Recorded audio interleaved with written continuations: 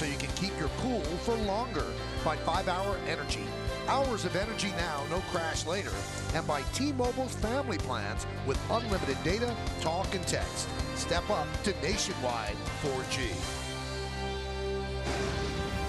Beautiful Saturday afternoon here in New York City.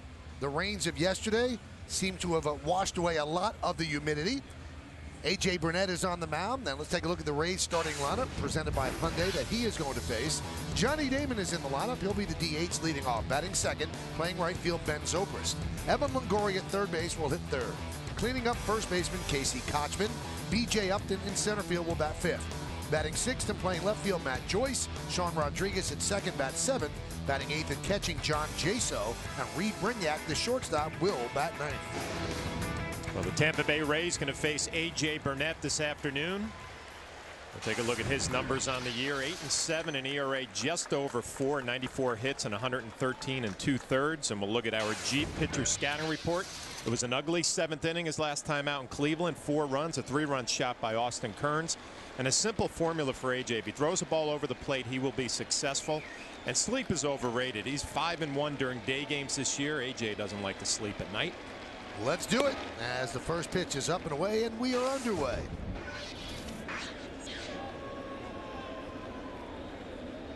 Damon 1 hit in his last 9 at-bats, 279 overall.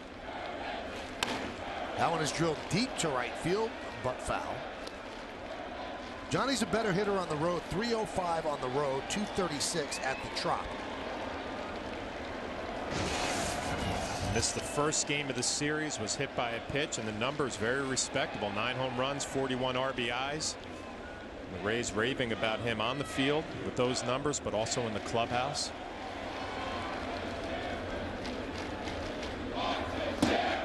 Johnny, 17 home runs in 77 games here at the new Yankee Stadium. Players to win rings with the Yankees and Red Sox, both teams. And the 2-1. Outside, 3-1.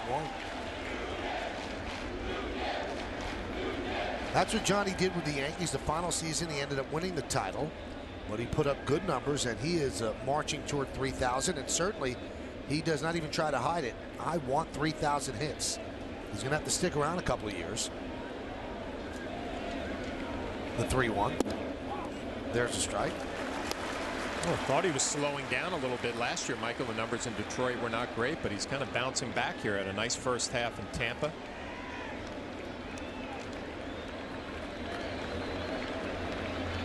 Three-2. Grounded to first. Teixeira gobbles it up. Steps on the bag, and there's one away.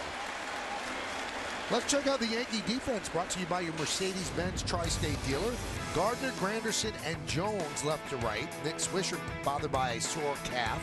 Then in the infield, Nunez, Jeter, Cano, and Teixeira. Alex Rodriguez torn meniscus. That's in the infield. That's third to first. Russell Martin behind the plate. And Alan James Burnett is on the mound. We'll talk about Alex a little bit as we move along, as he's trying to decide whether or not to have surgery to correct the issue or try to play through it. Here's Ben Zobrist.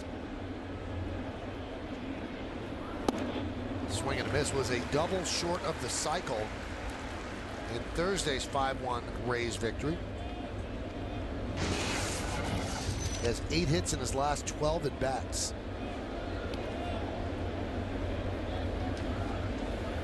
Zobrist played second on Thursday, and today he's at right. Let's look at the game time weather presented by Bigelow Tea. 84 degrees, 46% humidity, 11 miles per hour is the wind, and the forecast is mostly sunny. Just a beautiful day here in the Bronx. The 0-2. Swing and a miss. Very early, but looks like A.J. is locked in. Well, I think Zobrist just saw the best sequence of pitches from A.J. obviously early on. A good curveball to finish him off, but he had a changeup first pitch, fastball second, and the strikeout pitch, the big power curveball down.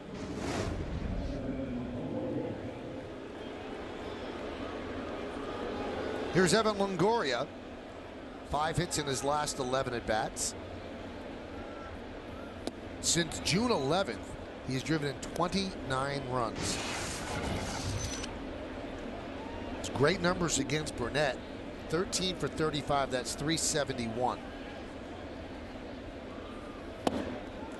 Longoria was the DH on Thursday. Sean Rodriguez played third and really had two very good plays against Jeter. Otherwise, we wouldn't be talking about a march to 3,000.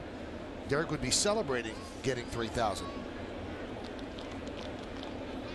1-1. Fouled away. A good fastball there from AJ. I've been impressed with his changeup early on in the first inning. Russell Martin doing a nice job calling it. He's thrown a couple of good ones.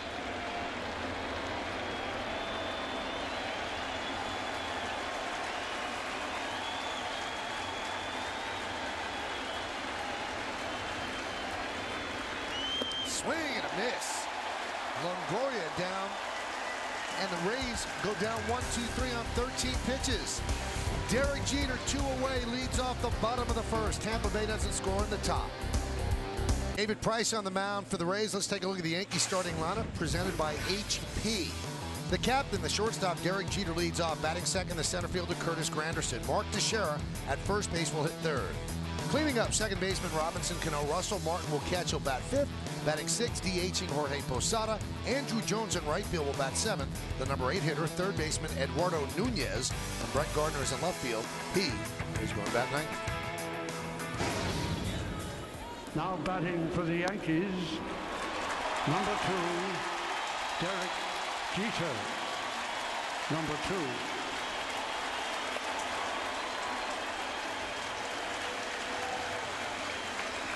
With the late Bob Shepard doing the honors, Derek Jeter introduced to the crowd and a standing ovation. His nervous dad, Charles, has been along for the ride since the very beginning. Is it 3K today? He's 2 away, and Derek will come to the plate.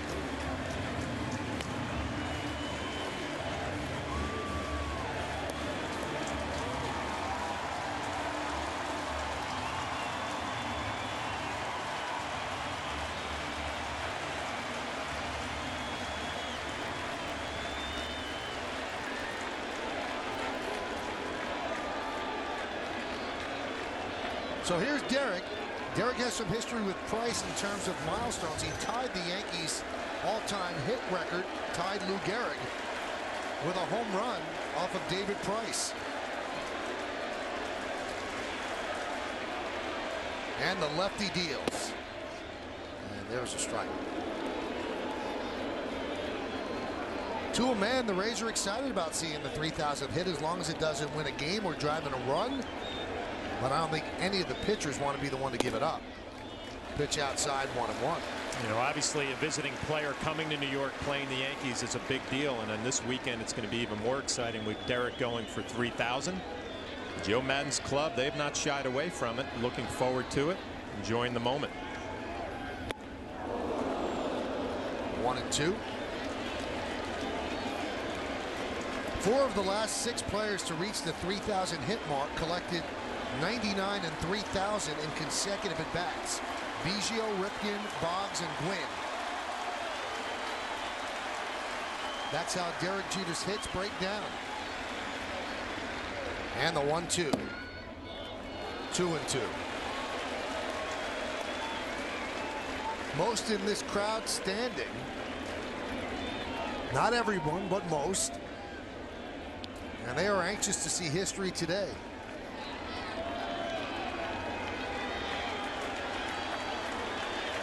The 2-2. And the count 3-2. Jim Wolf is the home plate umpire. Well, David Price threw back-to-back fastballs that were very close to being strike 3. Pretty good pitch inside. Jim Wolf, home plate umpire, does not give him the call. Derek has 4 hits and 18 at-bats since coming off the DL. And the 3-2. Crowd hanging on every pitch. A ball that was clearly foul. Ooh and ah because he hit it.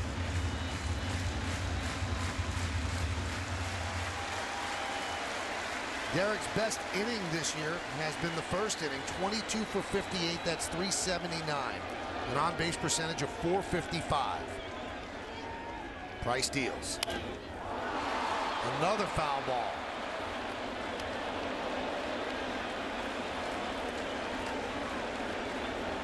Jeter, a .307 hitter in day games, .239 during night games this year.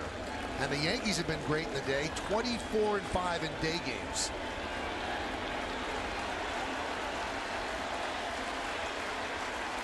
And the 3-2.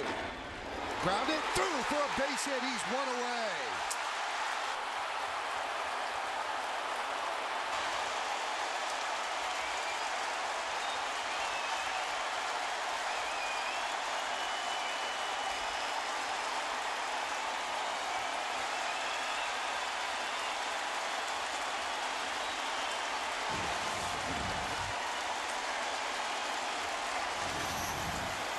.2,999 hits for Derek Jeter, trying to become the first Yankee to ever get 3,000. And now the crowd is pumped because they're thinking we could be here for this milestone. And his family box on the first base side, everybody's pretty excited. Here's Granderson. There's a strike. That was a pretty impressive at bat, John. Yeah, a lot of fastballs from Price, and the last one down and in, and Derek Jeter just drops the bat head. Base hit into left field. This place is going to be going crazy the rest of the afternoon. Can you imagine every time he comes up now, he's right there, right on the precipice of history, and this place will be up for grabs. So Derek comes through. He had a hit in his first at bat on Thursday, and they're saying today's the day. Well, now it's a lot more realistic with that first inning single. The 1-1. Check swing fouled away.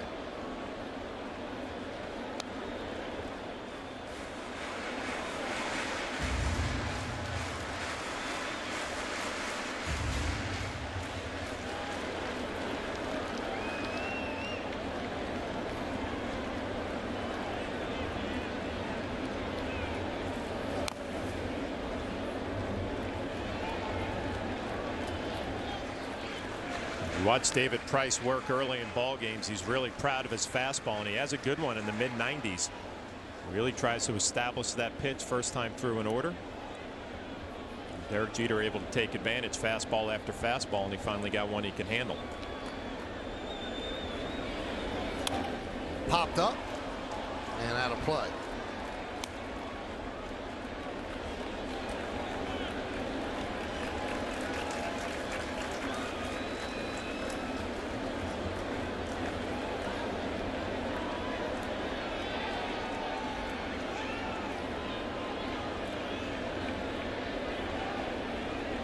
Jeter leads off first. Price tosses over.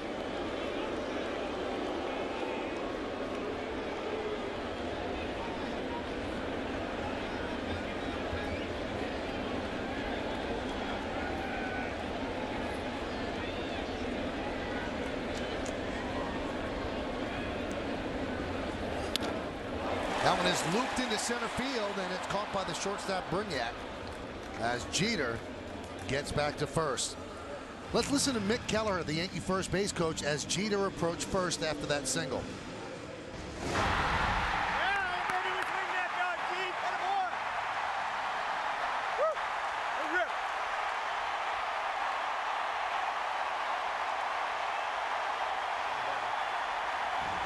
So he gets a good rip out of Mick. Mick's Mike, I like that. Here's Mark Teixeira.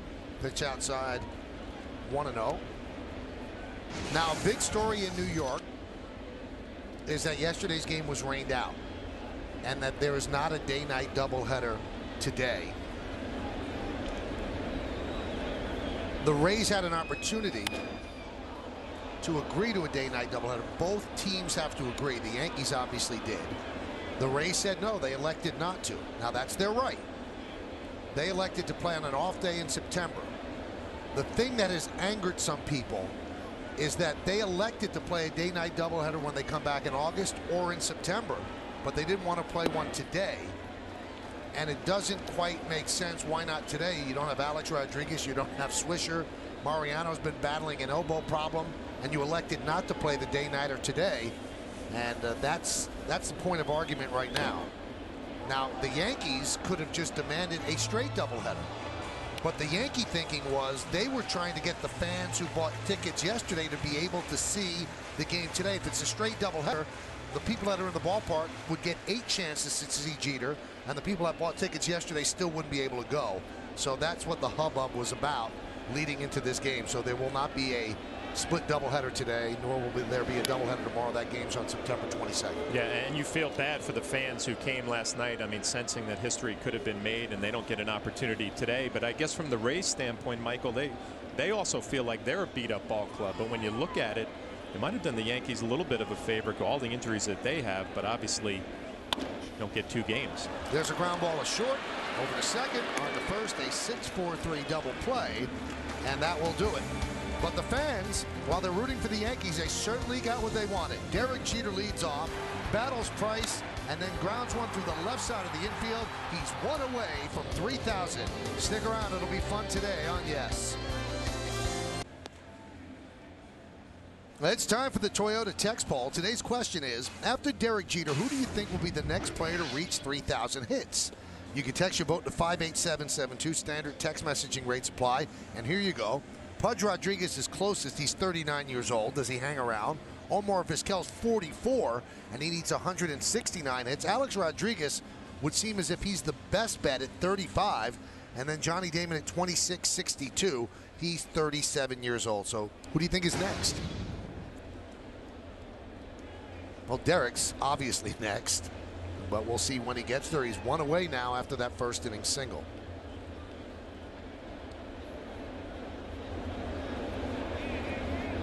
George Brett had a conference call the other day, and he said when Derek was 3 away, the third hit is going to be difficult.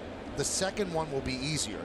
The toughest one will be the first with 1 left. He said because he's going to have to start thinking, I got to breathe. He said it's going to be pressure, almost like World Series pressure. He said, I don't think he's going to realize how much pressure it'll be. Well, when I hear that, you know, maybe that's good news for Derek Jeter, because we've never seen him show any signs of pressure in a World Series moment. Right. Big moments. I mean, he's handled it all perfectly. And, you know, just watching him in between at bats and the on-deck circle, he seems like he's pretty relaxed. I can't imagine. And really the only pressure involved in this, John, is to get it here.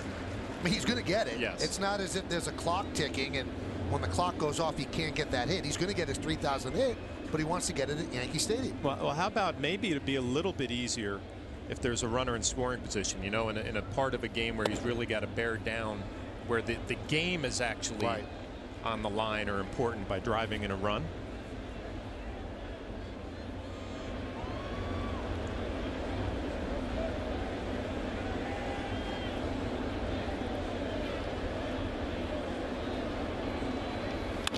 Kochman with a ground ball, a second. 1 away. IOTV offers incredible HD picture and sound. Get the best in HD free. IOTV is the official HD service provider of Yankees baseball on Yes. Of all the players that have been teammates of Derek's, including you, John, the one thing that resonates when you talk about him is his ability to remain calm and collected under pressure. It seems like he plays almost in a different zone than other people, and in basketball they say the game slows down, and a lot of you guys have said that for Jeter it seems like it slows down as well. Yeah, I was amazed, you know, lucky enough my first year here with the Yankees, have all those playoff games with the Red Sox in 03, go to the World Series against the Marlins in 03, and as a teammate sitting on the bench, you feel the stress, you feel the pressure, and then you watch Derek go out there and take a bad swing and just kind of laugh it off like it's a spring training game. I mean, that's really the way he treats every game and every at bat. You don't expect it to be any different going for 3,000.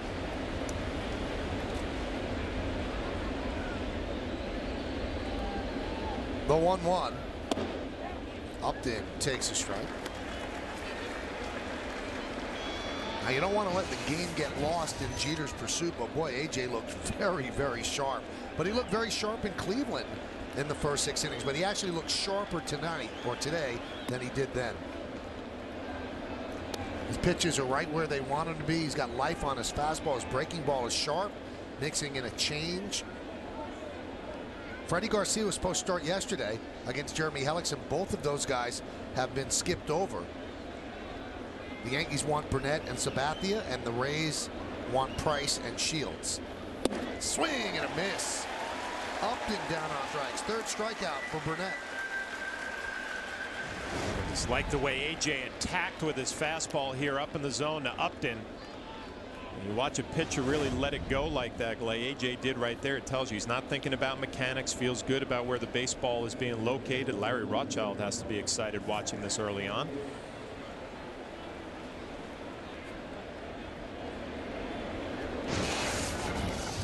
Here's Matt Joyce.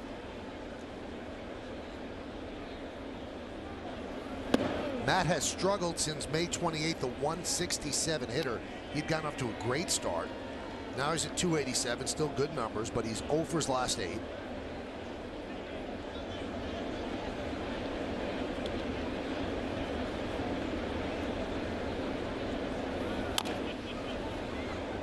Count 1-1. Yeah, another good changeup from A.J. And it's, you know, it's strange, Michael, when you watch A.J. pitch. There are some games he goes out there and throws a lot of changeups, 12 to 15. Other games it seems like he gets away from it. Looks like Russell Martin making an effort early on to call that pitch and throw it a little more often.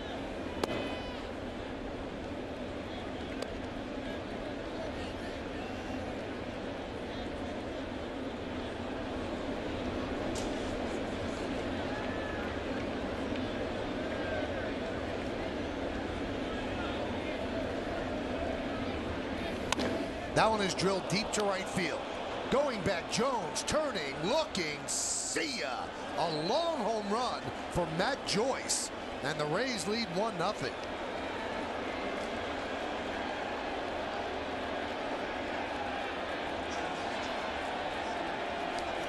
12th home run for Joyce, and that was a blast deep into the second deck and right.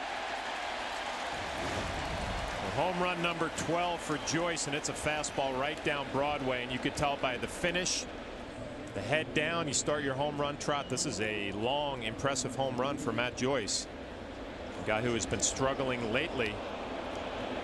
And there's a Coors Light cold hard blast on a warm Saturday afternoon. There's a strike. You know what, Michael, with all this talk about Derek and 3,000, we talked about the Rays. They're kind of enjoying the moment as well. They also feel like they want to win a series here. They feel confident about their ball club. We talked about it Thursday night. Good pitching. You have Price going. You have Shields going tomorrow. A club that has been struggling a little bit offensively. We saw the great defense in Thursday night's game. I feel like they're one hot couple of weeks from getting right back in this thing. Only a couple of games out. Swing and a miss, and Sean Rodriguez down on strikes. They make the out at first. 4 strikeouts for A.J. Burnett, but he does serve up a home run to Matt Joyce at the end of an inning and a half. 1-0 Rays.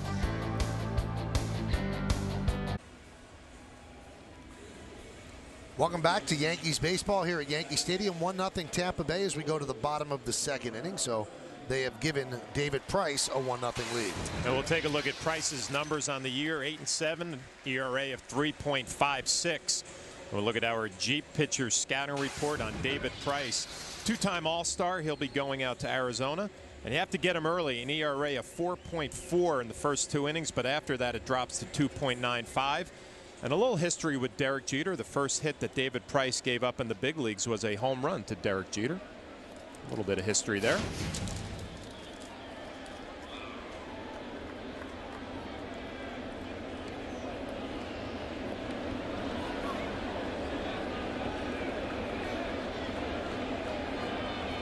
Here's Cano, and there's a strike.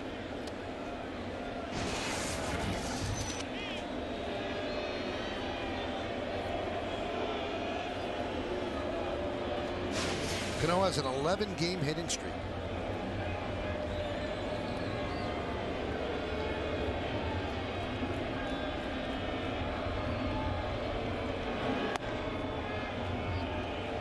Robinson Cano batting 4th today. Alex Rodriguez out of the lineup with that meniscus problem in his knee.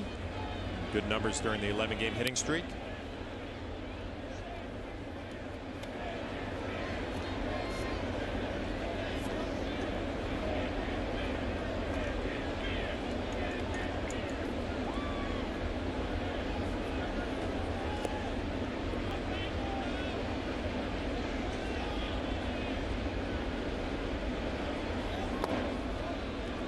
count 2-2. It'll be Cano, Martin, and Posada. A Yankee lineup without A-Rod and without Nick Swisher. So Cano batting cleanup. Tied him up. Check swing. And Darryl Cousins said yes, he did check his swing. And now the home plate umpire is saying that he actually got clipped on the way by, so he'll take first. We'll take another look here. Oh yeah, back arm. They still had to check to see if he had swung the bat, because that would supersede getting hit.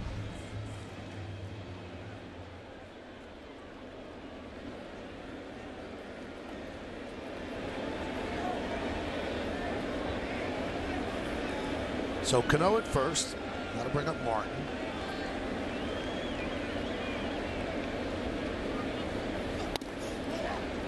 And there's a strike.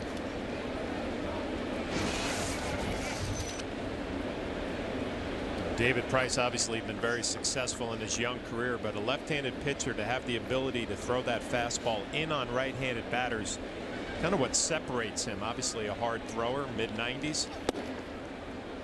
He is not afraid to come inside to the right-handers, and you just don't see it all that often. It makes a right-handed hitter a little bit more uncomfortable.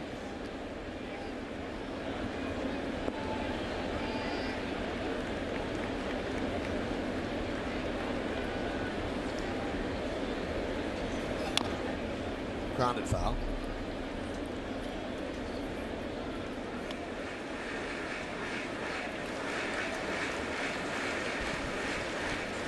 With runners on, a batting average 278, bases empty 204.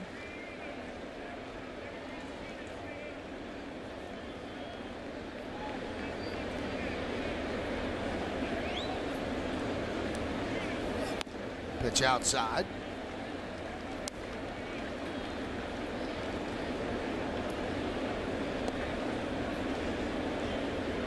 Matt Joyce with a home run into the second deck in right, and that's giving the Rays a 1-0 lead. Derek Jeter, a leadoff single in the first. He pulls to within 1 of 3,000.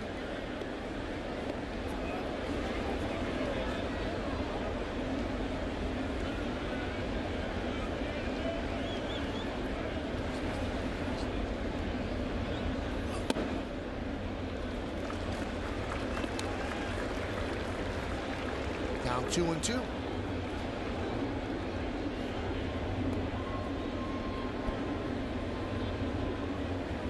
Russell Martin, one of the Yankees, going to the All-Star game.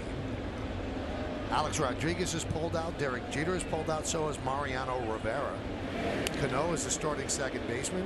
Granderson the starting center fielder. And Russell Martin the backup catcher. And all of the Yankees that have pulled out with injury concerns.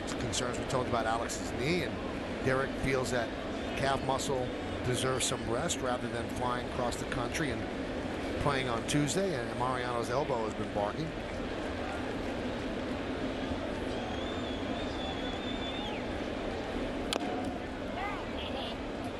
Jumps up and hits Russell Martin around the helmet, I think.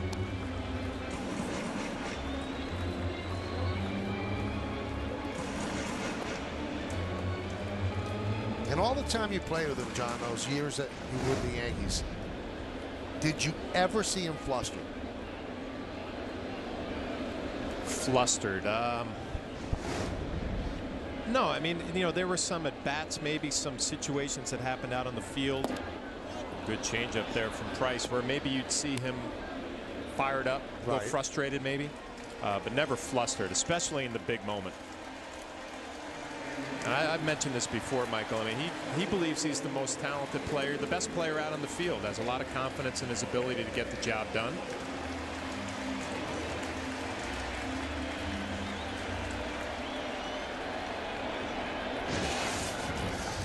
Here's Jorge Posada, and with this game, Jorge passes Don Mattingly for sole possession of 9th place on the Yankees all-time games played list at 1,786. Grounded deep to third. Nice play by Longoria. Fires across the diamond. A stretch by Kochman as Cano moves to second. That's a good play by Longoria. He kind of got caught in between. They didn't know if he wanted to charge this baseball. He decides to lay back on it. Has plenty of arm strength getting it over there to Casey Kochman, who's one of the best first basemen in the game defensively. Time for the GE Capital partner play. Great partnerships are built on trust at GE Capital. We prove that every day.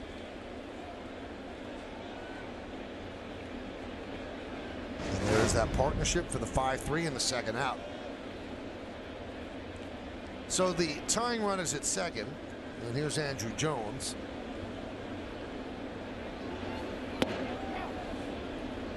And in the last couple of games, you actually look down and you're seeing how the lineup turns around by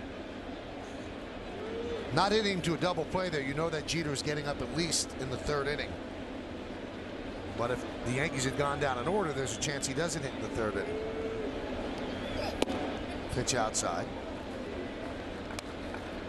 Andrew was in yesterday's lineup against the righty Hellickson because of the injuries the Yankees have, but today probably a little bit more comfortable against the lefty throwing David Price.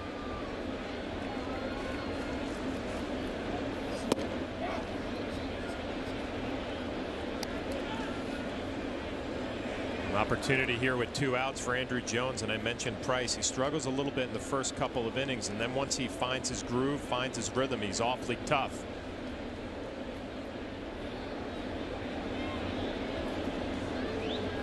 He's 3 for 12 against Price, and 2 of them have been home runs.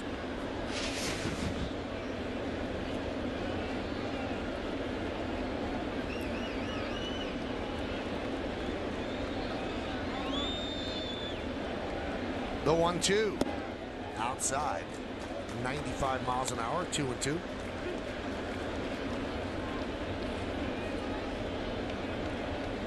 Jones has not played a lot. He's primarily the left fielder against left-handed pitchers. But today he's the right fielder replacing Swisher. 2-2. Grounded foul. Andrew likes the fastball. And a pitcher's taking a chance. If he spots the fastball, well, obviously he's going to make the pitch. But if the fastball tails a little bit over the plate, Andrew can run into it and hit a ball out.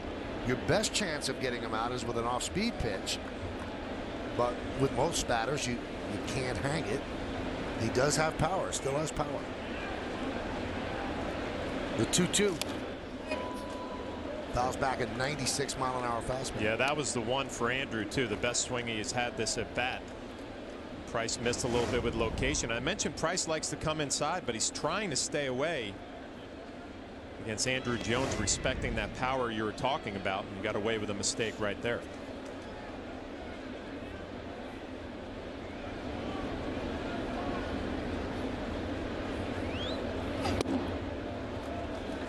Price wanted that one, didn't get it from Jim Wolf.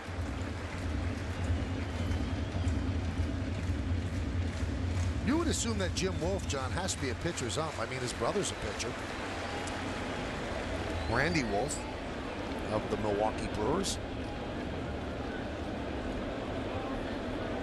The 3-2. Jones hanging in there. Yeah, pretty good battle going on. If nothing else, the pitch count elevated at 40 here with 2 outs in the second inning. The Yankees making David Price work a little bit.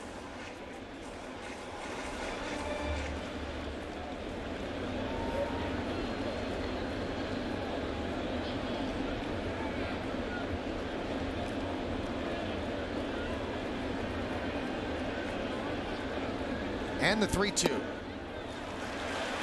Good at bat for Jones as he walks.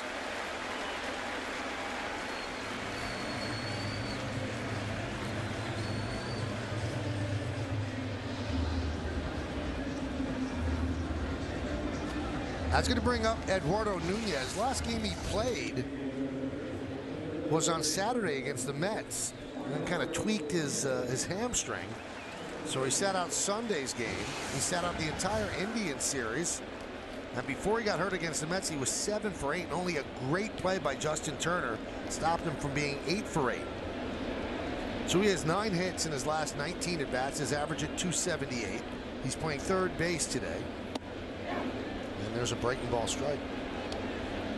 He did not play Thursday against the Rays. And obviously a backup player who got a lot of at-bats while Derek was on the disabled list, and you saw the tail end of those at-bats. A hot hitter for the Yankees, 7 for his last 8. Check swing. Did he go? Yes, he did. It's tough. You settle in with that tweaking of the hamstring. You take a few days off, and now you try to come out here and have an at-bat against David Price with a couple of runners on and 2 outs. Not the easiest thing to do. Chop towards second. Sean Rodriguez will get the out at first, and that will do it. A 25-pitch inning for David Price, but the Yankees strand 2. We go to the third. Lincoln scoreboard shows Tampa Bay with a 1-0 lead over New York. As we go to the top of the third, we'll also check in with our very own Kimberly Jones. And Kim, I guess the sidebar to the Derek Jeter chase is the bad news the Yankees have received about Alex Rodriguez. What do we know at this point? He underwent an MRI yesterday, Michael, and it revealed a slight tear in the meniscus in his right knee. He and the organization are mulling options at the moment. There are 2 options. One is to continue to play through the injury, as Joe Girardi believes he has done since June 19th when he originally injured the knee. The second option is to undergo arthroscopic surgery. Joe says that means Alex would be back in approximately 1 month. Now, there have been players that have played through this, most recently Chipper Jones, who was just put on the DL, right? That's right. In mid-May, he was diagnosed with what the Braves called a small tear in his meniscus, and Chipper has recently said it simply wasn't improving. The pain was becoming too bothersome, and as you mentioned, he's on the DL now. What do you think the thought process is? What are some of the checkpoints that they're going over right now, surgery as opposed to playing through it? Well, certainly the 1-month timeline is big, with Joe saying he would not play Alex either way in this series, and then, of course, the 3-day All-Star break. You're in essence, you're getting a few days there if you choose to take them. Joe also said that he believes Alex could continue to be productive and get his at-bats and play in the field. However, he doesn't think the power would be there as long as he battles this injury. That may be the most important part of the decision. Could he come back and be the Alex Rodriguez we're used to seeing, as opposed to the one currently in the longest home run drought of his career? Well, let me turn to John. John, if he decides to play through this and he is not a home run hitter, does that mean you take him out of the 4-hole? Or because he still gets hits and drives and runs, you keep him there? Yeah, I think because of his reputation as an RBI guy, you keep him there in that spot. And you know what? It's a tough call for the Yankees. That's a big bat to lose in the middle of the lineup. But, Kim, we've heard of some guys coming back quicker from this surgery if he decides to have it. And there's also been some cases where it maybe be the whole year. Yeah, and it depends, John, where the tear is in the meniscus, and we're not privy to that information. You've seen players, as you mentioned, miss a season. You've also seen players pitch through it. In the case of CC Sabathia, who late last October was diagnosed with a small tear, did have it surgically repaired in the offseason, but the Yankees believe he pitched at the end of last season with that tear. And with some pain in his knee, CC was able to manage it, although he did not have a vintage Sabathia end of the season or postseason. Did Alex get a chance to talk to the media? Do you know how he's feeling right now? I did not see him at all today, Michael, and he underwent that MRI yesterday, and then we, of course, had the rain out. But he has consistently said he believes he can play through this and manage it, but he has been in some obvious discomfort, especially when you see him on the bases. Kim, thanks a lot. We'll talk to you a little bit later on. Thank you. All right, so 2 strikeouts here for A.J. Burnett. He now has 6 on the day, and there are 2 away here in the top of the 3rd inning. And 4 of the last 5 batters have struck out. The only one who has not, and that's Matt Joyce, who hit the home run. So back to the top of the lineup and Johnny Damon. And there's a strike.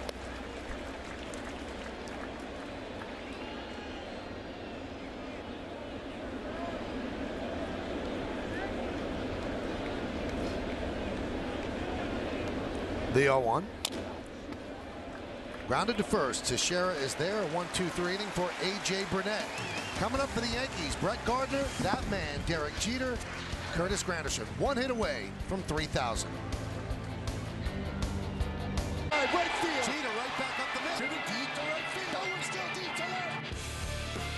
Holy cow. His first big league home run. Yankees going Derek. And there he is, hit number 1,000. There's a base hit to right field. Derek Jeter, hit number 2,000. Hot shot up the middle and through for a base hit. For 72 years, Lou Gehrig has been the Yankees' all-time hits leader. Now, it's Derek Jeter. 1 to go. Through the years with Derek Jeter, 10 men of the 27 on the 3,000 hit list have done it with one team, and those are the 10 men right there. Sam Musial, Carl Yastrzemski, Cal Ripken, George Brett, Robin Yount, Tony Gwynn, Cap Anson, Craig Biggio, Al Kaline, and Roberto Clemente. So Derek's trying to crash that list and make it 11, and he will be up second this inning. So through the years with Derek Jeter, it's been almost a thread through some of the fabric of the Yankee tradition, the Yankee legacy. An organization that started in 1903 has never had a player pick up all 3,000 hits in pinstripes. And there have been some unbelievable players, the greatest that ever played this game, that have passed through this uniform. Never before has any of them picked up 3,000 hits. Derek has a chance to do it in this inning. Brett Gardner will lead off. And there's a strike to Gardner. Lincoln scoreboard 1-0 Tampa Bay. There is a palpable tension here at the ballpark, and when Derek comes up this inning, this place will get very loud. The 0-1 and the count 0-2.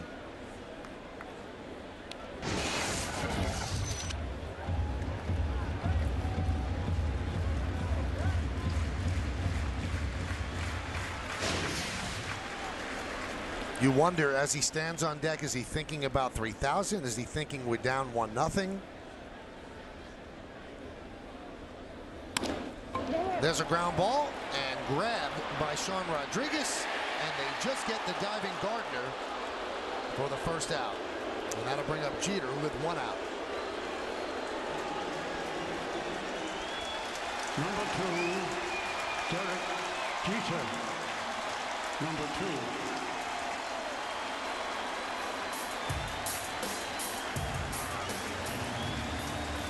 And you can see they're changing the baseballs now. Those baseballs are marked in case Derek hits a home run for his 3,000th hit. And the only man to do that, Wade Boggs, did it with Tampa Bay.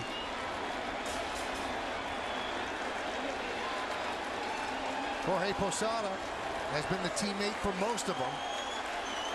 There are the new baseballs as Derek digs in. He singled in the first inning.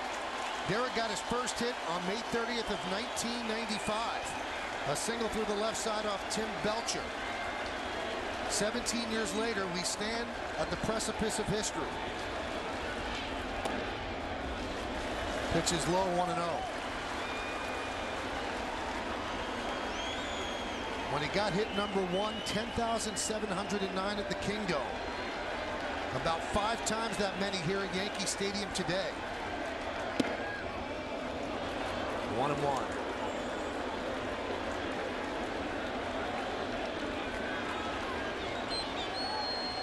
27 men have picked up 3,000 hits. Derek trying to become number 28. And the count 2-1. His family, friends, all holding their breath. His former teammate on the top step of the dugout. All of the Rays on the top step of the dugout. All of the Yankees the same. Foul back to the screen. You do not see that very often in the third inning of a game, but everybody wants to get a good look.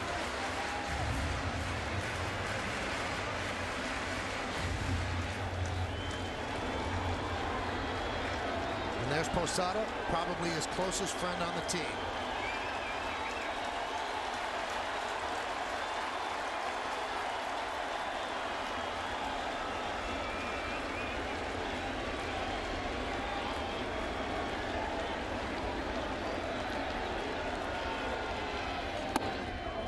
Count 3-2.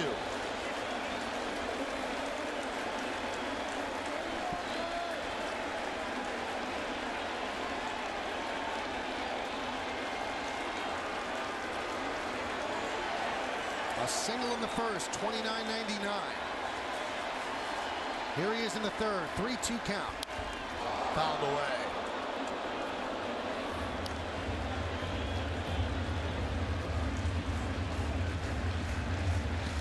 37 years old, drafted by the Yankees in 1992 with the 6th pick of the first round.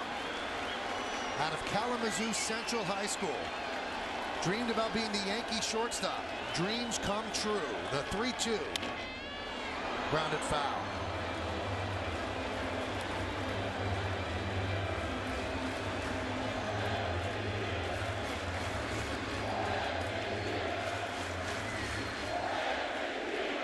Derek, born in New Jersey as a youngster, the family moved to Kalamazoo. And he wanted to do one thing, play for the Yankees. The 3-2.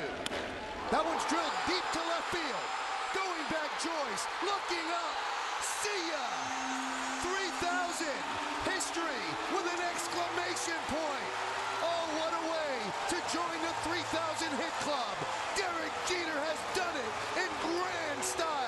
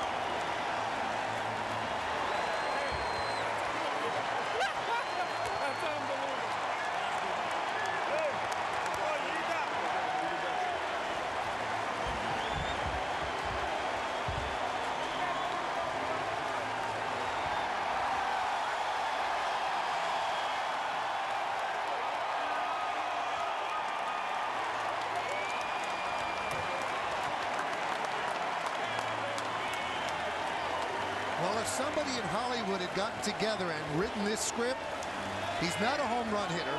Only one man had ever done it that way, and that's Wade Boggs of the then Tampa Bay Devil Rays.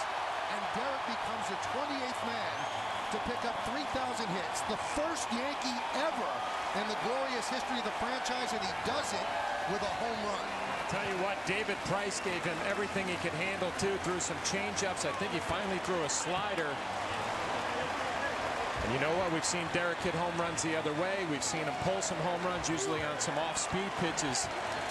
Number 3,000 for Derek Jeter. And it was that slider down in.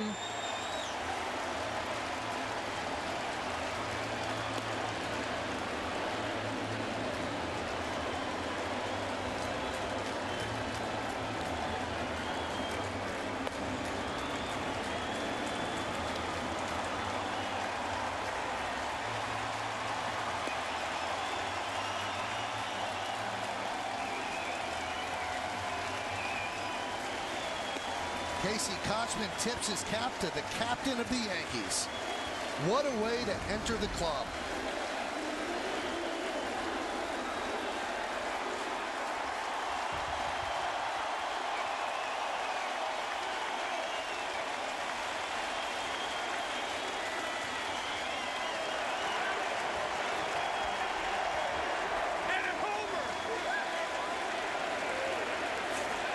A franchise that began in 1903, who has had the greatest names pass through the Bronx: Babe Ruth, Lou Gehrig, Joe DiMaggio, Mickey Mantle.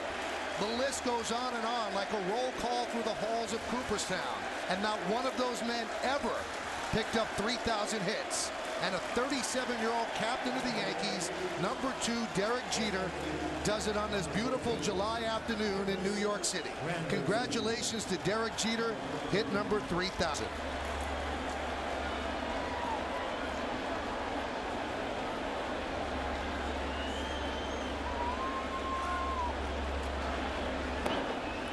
John, I believe if we didn't see it, I don't know if we'd believe it. No, we talked, where's this 3,000 hit going to end up? Is it going to be right field? We've seen so many hits from Derek go that direction. You said it perfectly, Michael. I don't think you could have drawn this up any better. Congratulations, Derek. Congratulations to the Jeter family.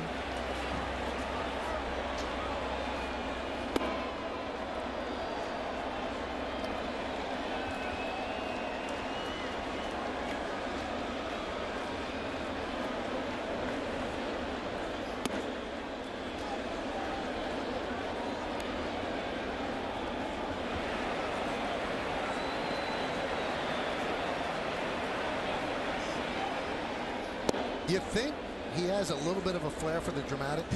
Maybe a little.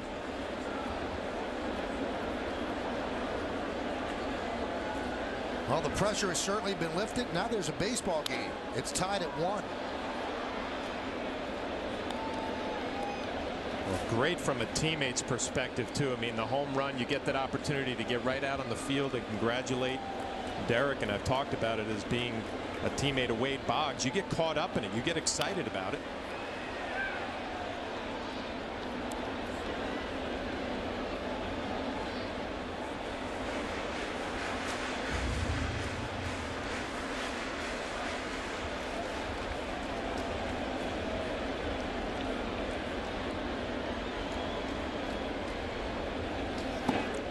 And Granderson walks. You know, David Price did a classy thing as well, John. Jeter went around the bases, and David just put his glove on the mound and walked into the dugout because he knew the celebration was going to be there for a while, and he left the stage to Derek Jeter. You also noticed the Tampa Bay Rays were out of their dugout, giving Derek a little standing ovation, appreciative of what he has done throughout his career.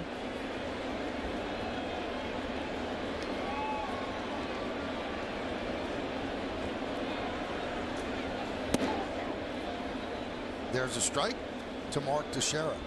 The crowd still buzzing.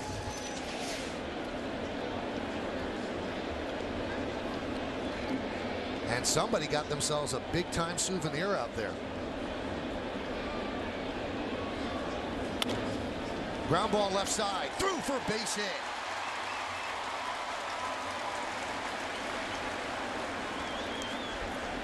Now let's hear the broadcasting skills of Mick Kelleher, the Yankee first base coach, when Jeter gets the 3,000 hit. That ball's out of here. That ball's out of here. And away, Gene. Way to go. Woo. Love it. Love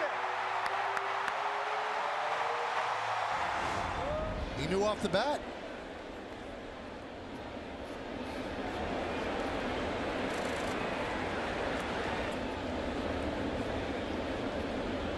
Well, some perspective home run wise, it's Derek's 3rd home run of the year. His last home run at home came July 22nd of last year against Kansas City, and he had gone 286 at bats at home without a home run.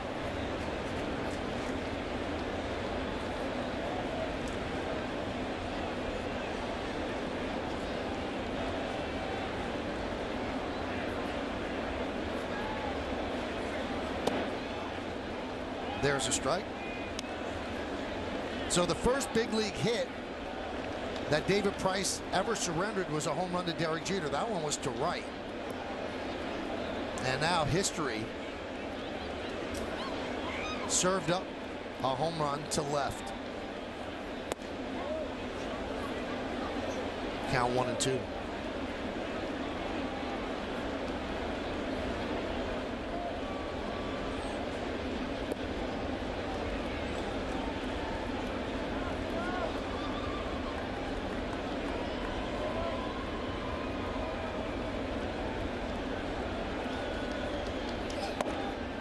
Pitch outside, 96 miles an hour by Price.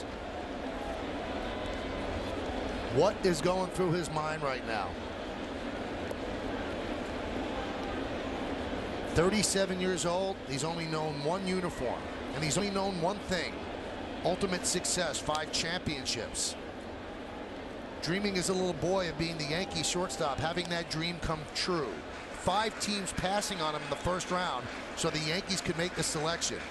Homesick in his first year in the minor leagues, wondering if he should have gone to Michigan on that scholarship.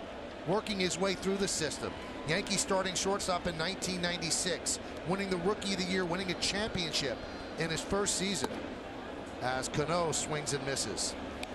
And now 17 years later, he is part of baseball history, part of forever. Only 5 other players have picked up 3,000 hits in 17 seasons. And the names, not too bad. Pete Rose, Stan Musial, Hank Aaron, Ty Cobb, Paul Wainer, and now Derek Jeter.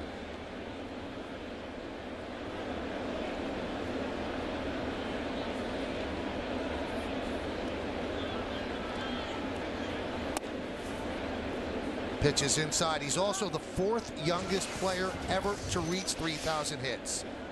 Ty Cobb, the youngest, Hank Aaron, Robin Yount, then Derek Jeter moves ahead of Pete Rose and Tris Speaker. So Derek is 37 years old and 12 days today. Pete Rose was 37 and 21 days.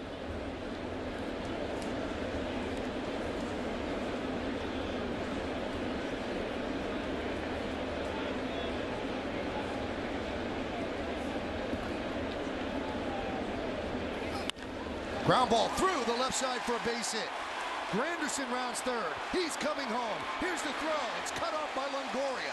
An RBI single by Martin. And the Yankees lead 2-1.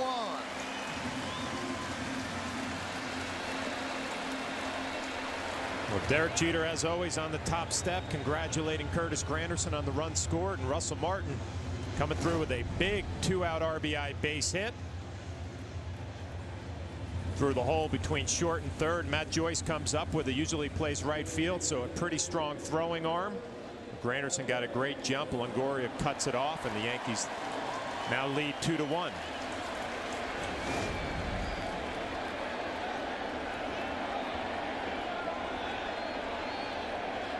Here's Posada, the first guy out to greet Jeter after the home run. Those two came up through the system together, best buddies for all these years. And it was perfect that he was at home plate to greet him.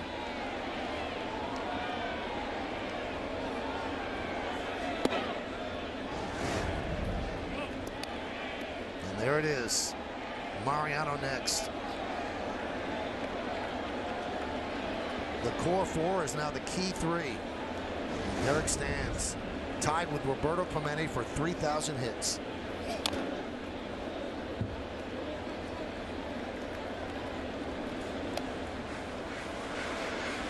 Michael, I sit here and you just think about, I mean, the incredible amount of pressure that he had to be feeling. I mean, you lose a game in this series. Everybody wants him to get this hit at home, and he comes out here his first at bat, a base hit.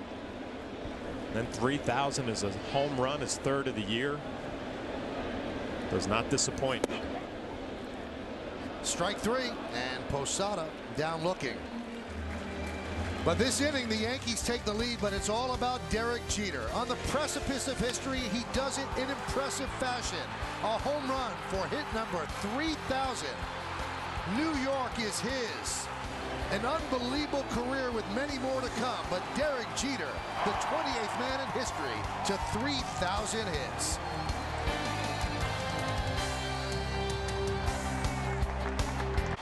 Now that Derek Jeter has made history, we are all over this. Yes is going to be here after the game for all the reaction with our tribute special. You have to stay with us. It's Jeter 3000, an exclusive one-on-one interview with Derek, a look at all the great moments and the milestones in the captain's career, plus insight from his teammates, both past and present.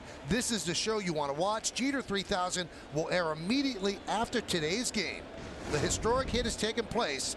Now the historic postgame. Comprehensive coverage only on Yes. So now AJ has a game to win. 2-1 Yankees lead. And Ben Zobrist takes a pitch out of the zone, 1-0.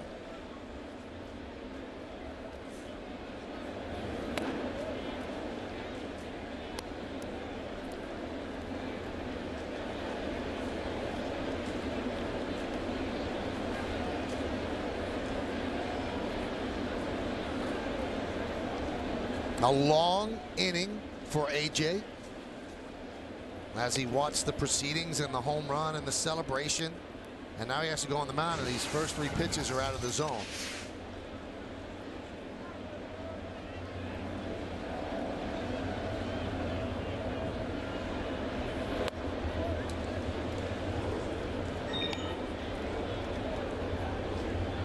And he walked Zobrist on 4 pitches.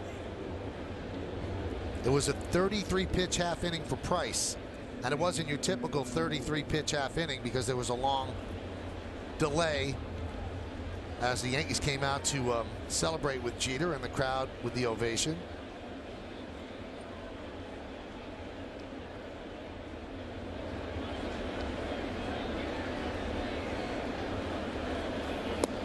Pitch outside.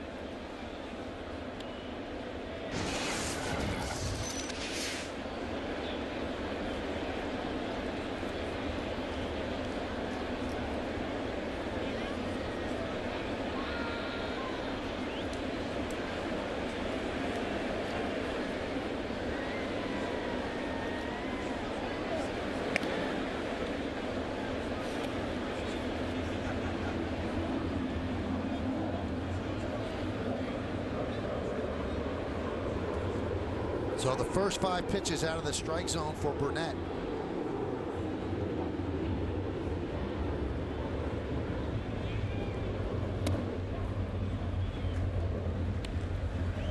A little off balance there with his follow through, Michael. And you know, I guess when this hit happened, you thought you'd just get back to playing baseball and competing. But I know I'm still thinking about the swing. Yeah. I'm sure the players out on the field, the same thing, reliving the moment.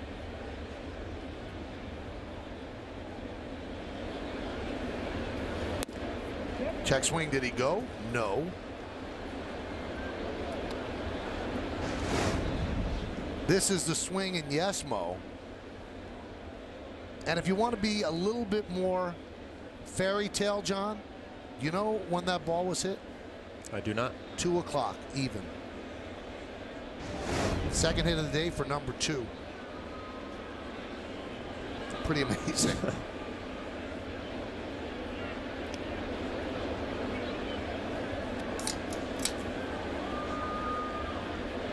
Michael, again, I just go back to knowing how hard it is to hit at the major league level. And for Derek to come into this series, you're thinking you're going to get 4 games. Turns out you're only going to get 3. And you're facing some pretty good pitching in David Price and the Rays staff. It's not that easy just to go out there and get 2 hits and then hit a home run for 3,000. Both of the at-bats were tough. As you mentioned, Price went right at him. Yeah, John. He didn't give in. He threw a 3-2 slider. He threw him a bunch of change-ups. First at bat was all fastballs. Derek Jeter had to earn that 3,000 hit, and he did.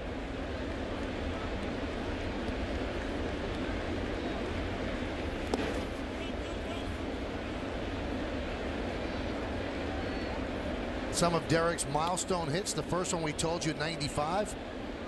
In 2000, 1,000. In 2006, 2,000. Then 27-22 against the Orioles in 2009, and 3,000 was right here on July 9th.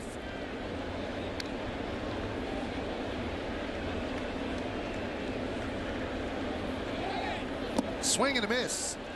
Stolen base for Zobrist as Longoria strikes out.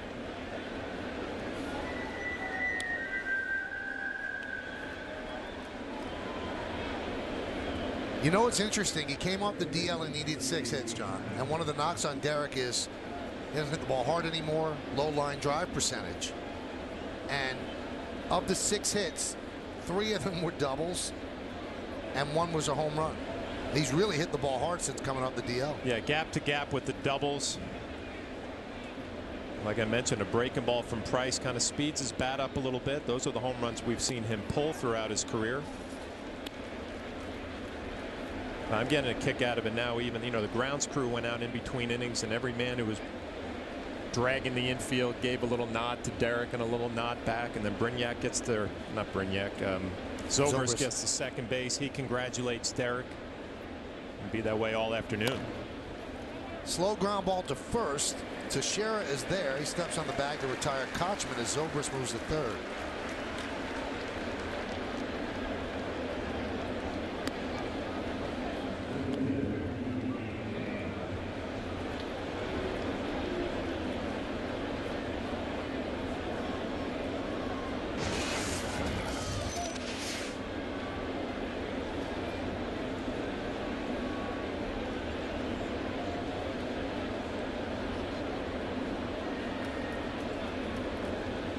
There's B.J. Upton.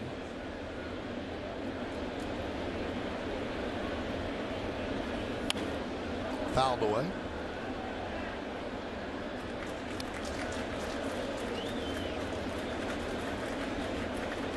Last 13 games for Upton, 14 ribbies and 6 home runs. And he had one on Thursday. Zobrist, the tying run, is at third. Yankees lead 2-1. Nice block there by Martin. Russell Martin makes it look so easy. I mean, AJ, we've seen him in his Yankee career with his power curveball down. It is not an easy pitch to block. Russell Martin just makes it look easy and saves AJ a run right there.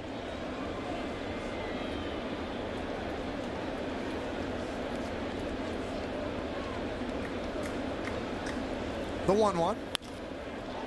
Driven out to right field. Andrew Jones back on the track at the wall. See ya. 2-run home run for B.J. Upton. And the Rays have taken back the lead. It's 3-2.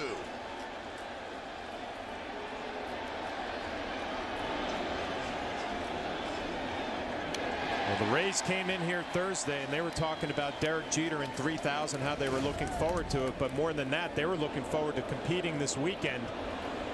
And Michael, you mentioned Upton and how hot he has been lately. I hit this ball. I didn't think it had any chance of getting out of here, and it just kept carrying. It shows you how strong he is. 15th of the year. It's Tampa back on top.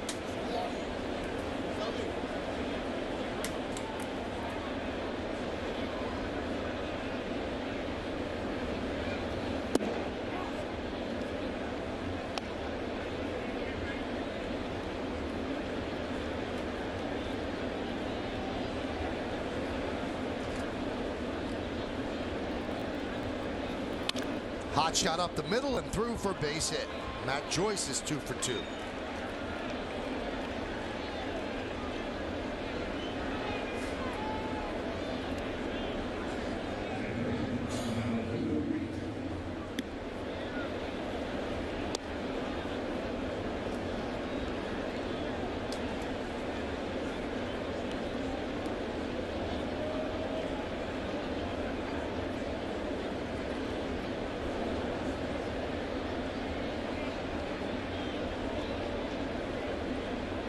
Sean Rodriguez.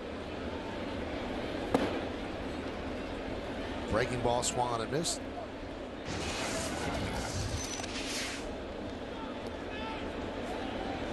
Well, AJ's given Sean Rodriguez a steady diet of breaking balls. Strikeout his first time up.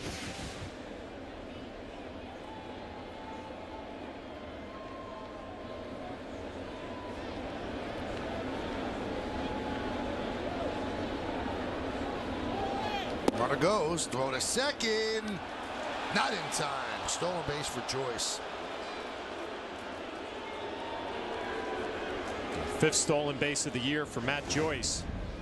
A pretty good pitch to run on. Gets a good jump. Curveball down. Martin a solid throw.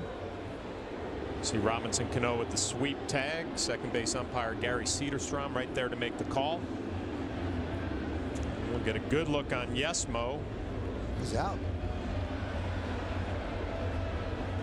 Gary Cederstrom does not have Yesmo, and that's why the runner's at second. Swing and a miss.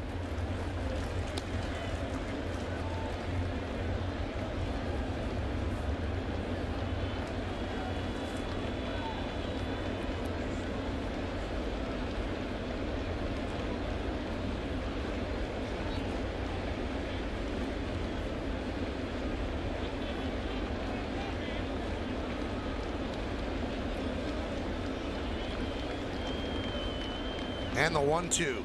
Swing and a miss again, and Rodriguez down on strikes for the second time. But the Rays have taken the lead. 2 runs on 2 hits, no errors, and 1 man left on base. We go to the bottom of the 4th. Rays 3, Yankees 2, right here on Yes.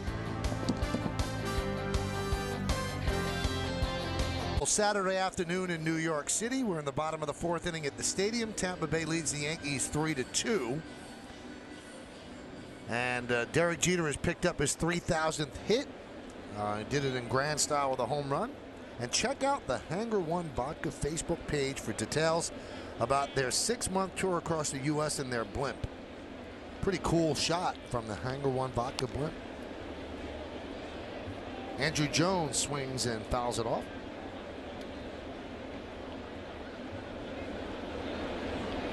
I don't know about you, John. The more I think about it, the more improbable and unlikely and unbelievable Jeter getting the 3,000th hit with a home run. He's not a home run hitter, and I guess you were there. Ironically enough, 2 guys in the history of baseball have picked up their 3,000th hit with a home run. You were in the ballpark each time. The other one, Wade Boggs. Yeah, I mean, with Wade, you weren't thinking obviously about a home run. You were thinking about a base hit the other way. And Derek, you know, I just still you think back about what an amazing accomplishment it is, and the ability for that man to step up under pressure, big moments, everybody expecting it, everybody wanting the big hit. You just can't say enough about it.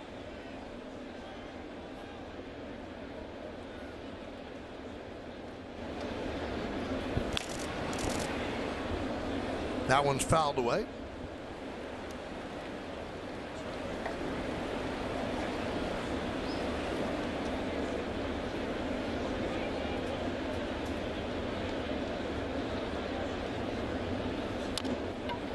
Grounded foul.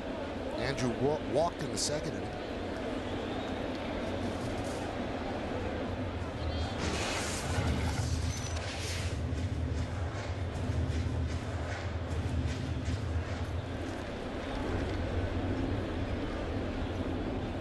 The 2-2 popped up sky high behind the plate.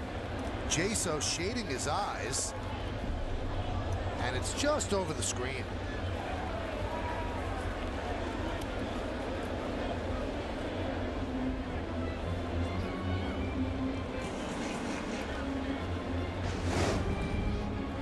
Not an easy play here as Jaso gets rid of the mask, gets right to the screen, and it's going to be out of play. Tough sun, high sky.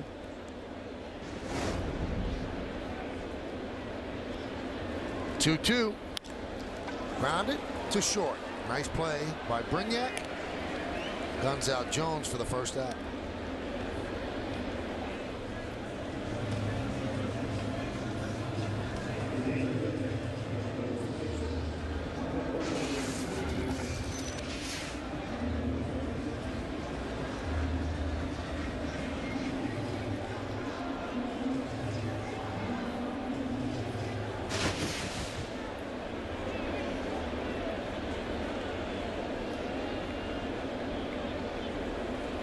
Here's Eduardo Nunez.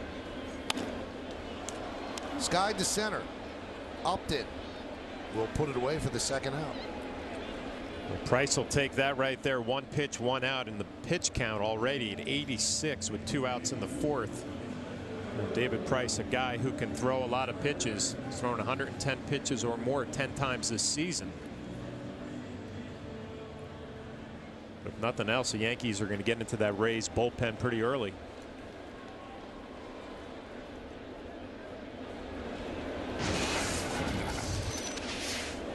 Here's Brett Gardner.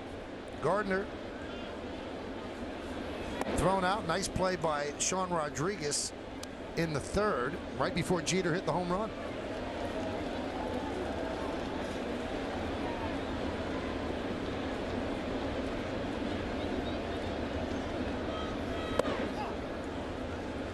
Count 2-0.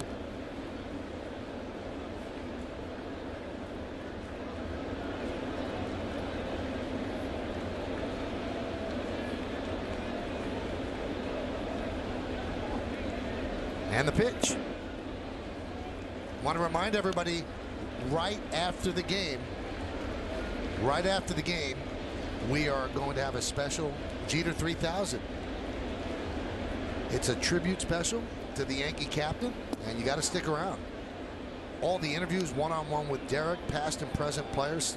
It's going to be great.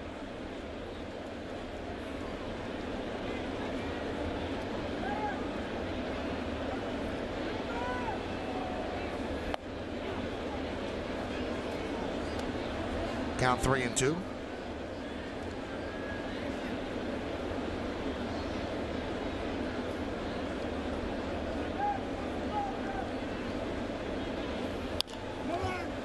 Grounded to first. Kochman is there, and that will do it.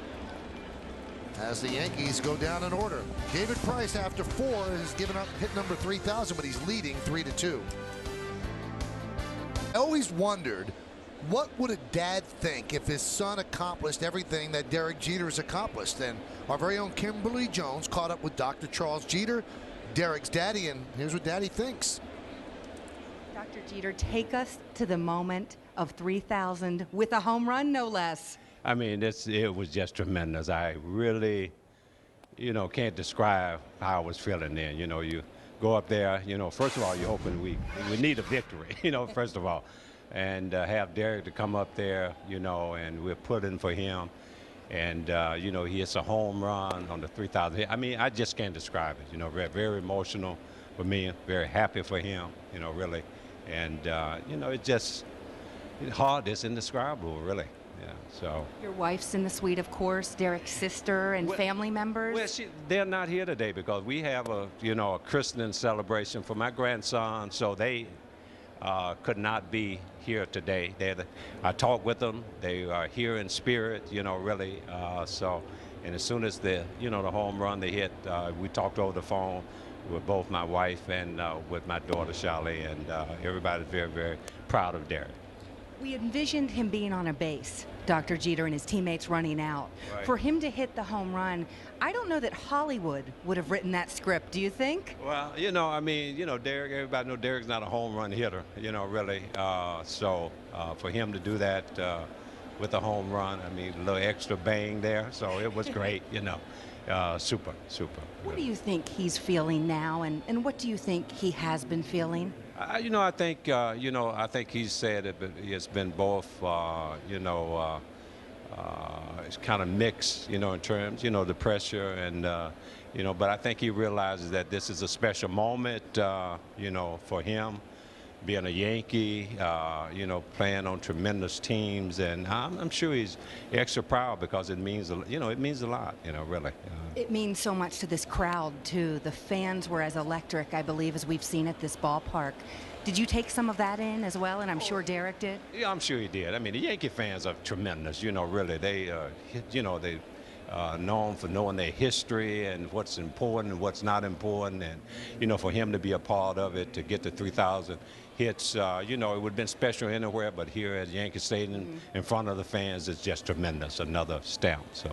When you think of his being the first Yankee to reach 3,000, and you know Yankee history as well as anyone, and you celebrate it, right. What does that mean to you and your son? Well, it's tremendous because you're talking about the greatest players that ever played the game. And right now, there's no comparison of Derek with those guys, really. So, it's just tremendous, really.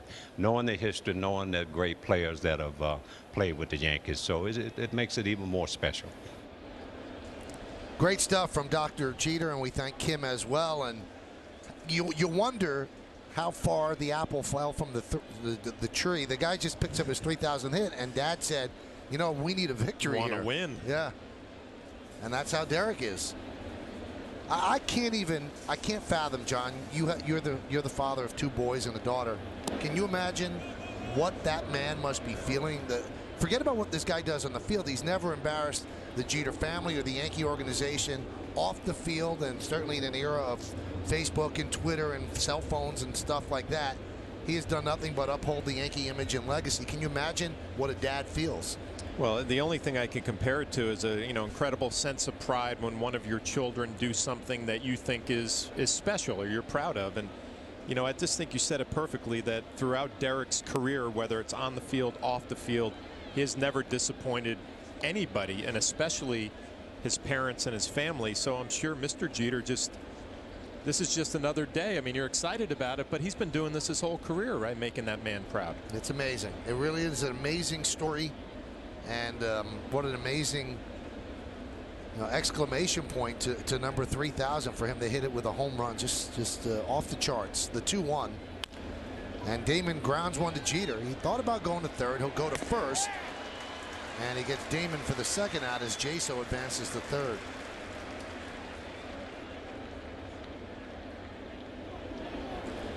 Well, we're getting word, John, that the lines at the concession stands at the stadium are off the charts. They've already started selling this cap, DJ 3K. from New Era. So that cap is now available, and a Majestic T-shirt with DJ3K. So obviously, if you're watching the game, in all likelihood, you're not at the ballpark unless you're in one of the restaurants. You can go to Yankees.com and get these as well. So they're out already, and there are lines at the concession stands to get them. So 3,000 hits is also big for Derek, and it's big for the fans because they want to be a part of it as well. And you can see the T-shirts are out.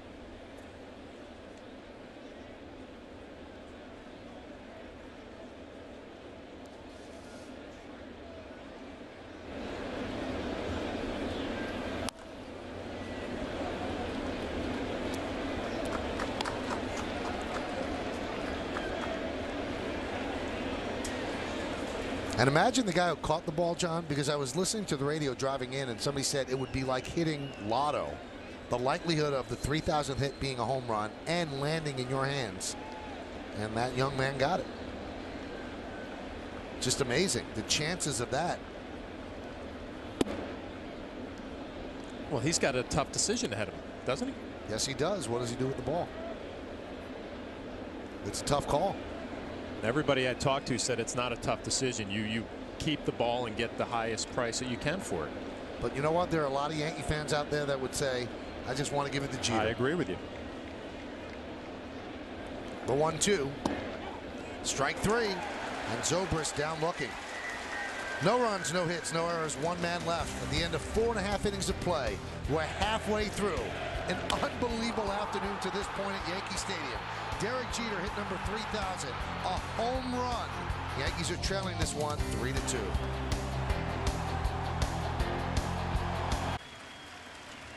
Tampa Bay leads the Yankees, bottom of the fifth, and the cheers you hear from that ballpark are for Derek Jeter as he comes to the plate. One at bat after joining the 3,000 hit club.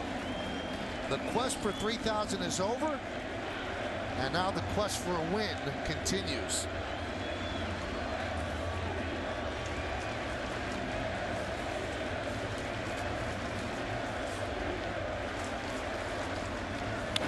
That one is drilled to left field. 3,001.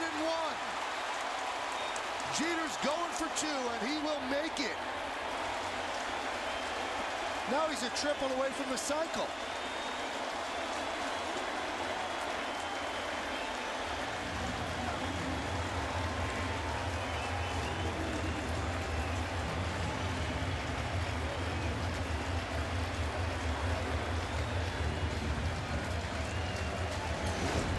What a day already for Derek Jeter, and again a slider, the same pitch that he hit for the home run in the 3,000th hit. It just drills this into the corner, and now you start thinking fairy tale stuff, Michael. A possible cycle. I think fairy tale is in the rearview mirror. This is bigger than fairy tale. I mean, imagine if he gets a cycle today. Granderson shows bunt, takes outside.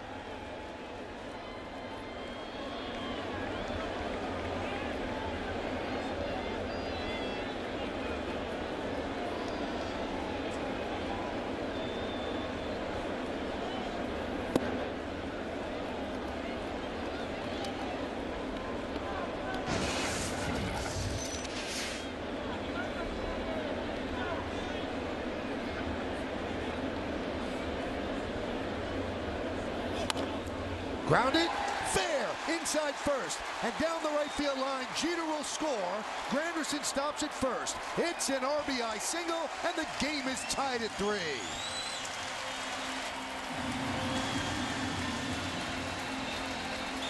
A run scored for Derek Jeter, and a nice job by Curtis Granderson.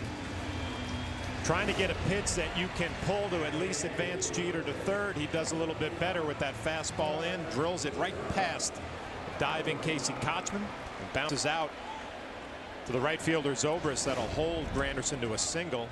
Base hit, an RBI, tie ball game.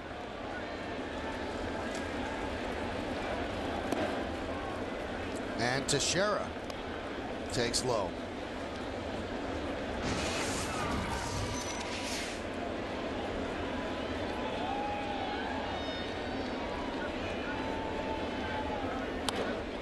Popped up. And that's in the seats, out of play. Kim Jones, after talking to Dr. Jeter, had a chance to talk to Dick Groch, the scout who recommended the Yankees sign Derek Jeter. And Groch actually turned to his wife before the debate. He goes, knowing Derek, I bet he hits a home run here. And he started following Derek when Derek was a sophomore at Kalamazoo Central High School. And so he knows him about as well as anybody but his parents. He kind of called the shot. And Dick Groch is the man who had the great line. You know, he recommended that the Yankees pick Derek Jeter. And they said, well, you think we can sign him if we pick him? And he goes, well, what do you mean? He said, well, we hear he's going to Michigan. And Dick Groch told the Yankee decision makers he's not going anywhere but Cooperstown. And again, a good call.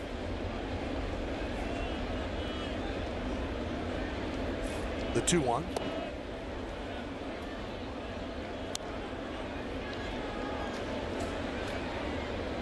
You know, Michael, people would say, oh, it must have been easy. How tough is it to scout Derek Jeter? You know, but when you look back at some of the video of young Derek Jeter, there was nothing to him. I mean, tall, skinny. Obviously, a scout being able to kind of look into the future and project what he can be. I really believe it's the toughest sport to scout because of that reason. How's somebody going to fill out? How's he going to project as a 23-year-old when he gets to the big leagues? You draft somebody in the NBA, they're in the NBA. Yeah. You draft somebody in the NFL, they're in the NFL. Here, there's a seasoning process. That one is driven into left center field, and it's a base hit in front of Joyce. He bobbles the ball, but Granderson was going to third anyway. And now runners on first and third and nobody out for Cano. Yankees having a productive fifth inning. A run already on the board. 3 consecutive hits.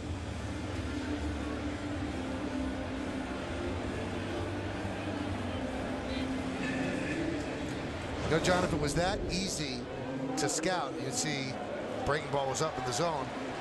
Well, there were 5 guys picked in front of Derek. They're not going to the Hall of Fame. Jeffrey Hammonds and Phil Nevin, guys like that, and it's not easy to scout baseball No, it's players. not. And you know what? My college coach, John Castleberry, is a scout for the Giants, and you know he travels all over the country scouting players. Not once have I heard him say this kid's going to be a Hall of Famer. You know, usually it's this kid probably will have a chance to make it to the big leagues. Never have I heard any scout watching a high school or even a college player and say he's going to the Hall of Fame. And there are a lot of people that scouted him that just had that same feeling, a skinny, tall kid. And they saw something. That one has popped up.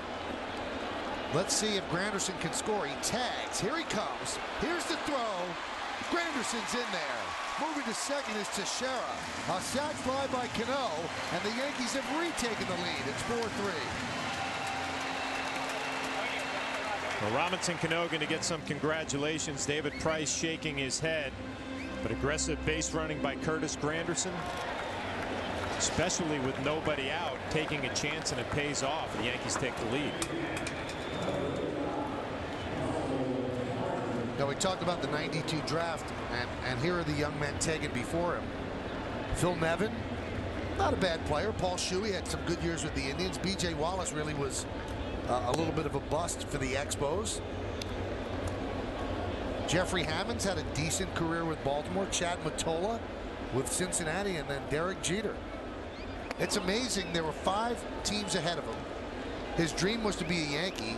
He never thought he'd get down to number 6, and it just worked that people passed, and Cincinnati already had Barry Larkin, so they didn't want to take Jeter at shortstop. It's almost as if it was divine from above that Derek would end up with the Yankees, and it turned out okay. So an intentional walk is being issued to Russell Martin, and that puts runners on first and second for Jorge Posada.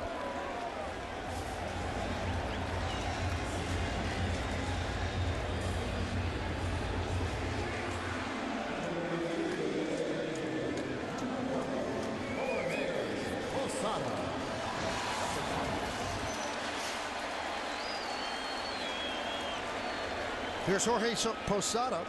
He grounded to third and struck out looking. Ballpark looks wonderful here on this Saturday afternoon.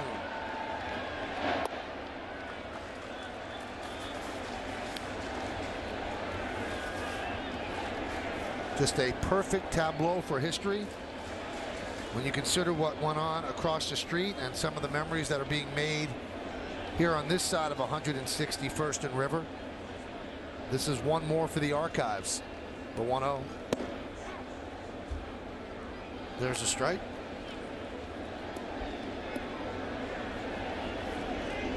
Brendan Gomes warming for the Rays. 110 pitches here in the 5th inning for David Price. Pitches high to Posada. Yeah, Price has thrown 120 pitches in a game against the Twins, but he threw 8 innings in that ball game. So the 111 to this point showing you the Yankees doing a good job making him work this afternoon. This is the 11th time this season that Price has thrown 110 pitches or more in a game. This should be 2. There's 1 on the first, a double play. So Price gets out of the jam without further damage, but the Yankees, they scored 2. They lead 4-3 after 5.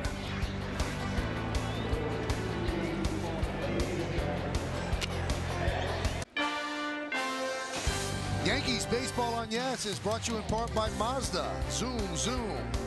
By Acela Express. Enjoy the journey. And by Corona Light. It only gets better.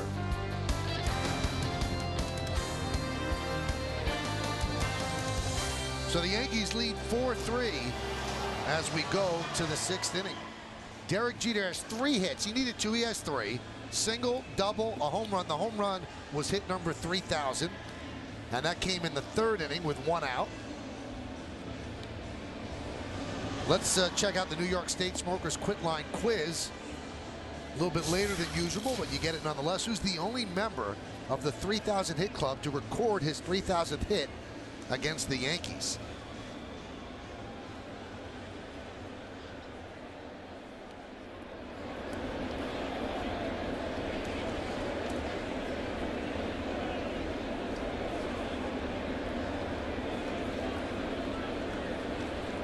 Here's Evan Longoria.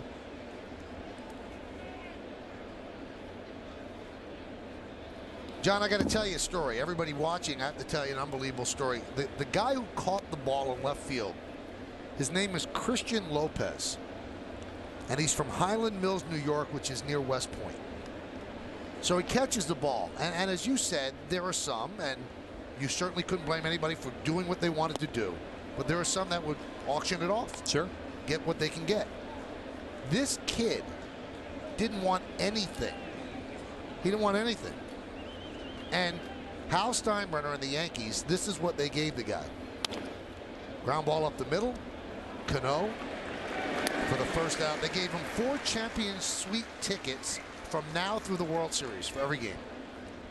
They gave him front row legend seats for tomorrow's game. They gave him signed bats, balls, and jerseys. Again, the guy didn't want anything. He just wanted Derek Jeter to have the ball. Pretty amazing. It's a great story. It goes to show you sometimes you don't ask for anything and you get a lot in return. Very cool.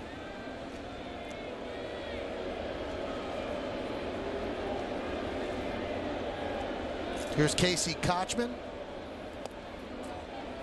And there's a strike.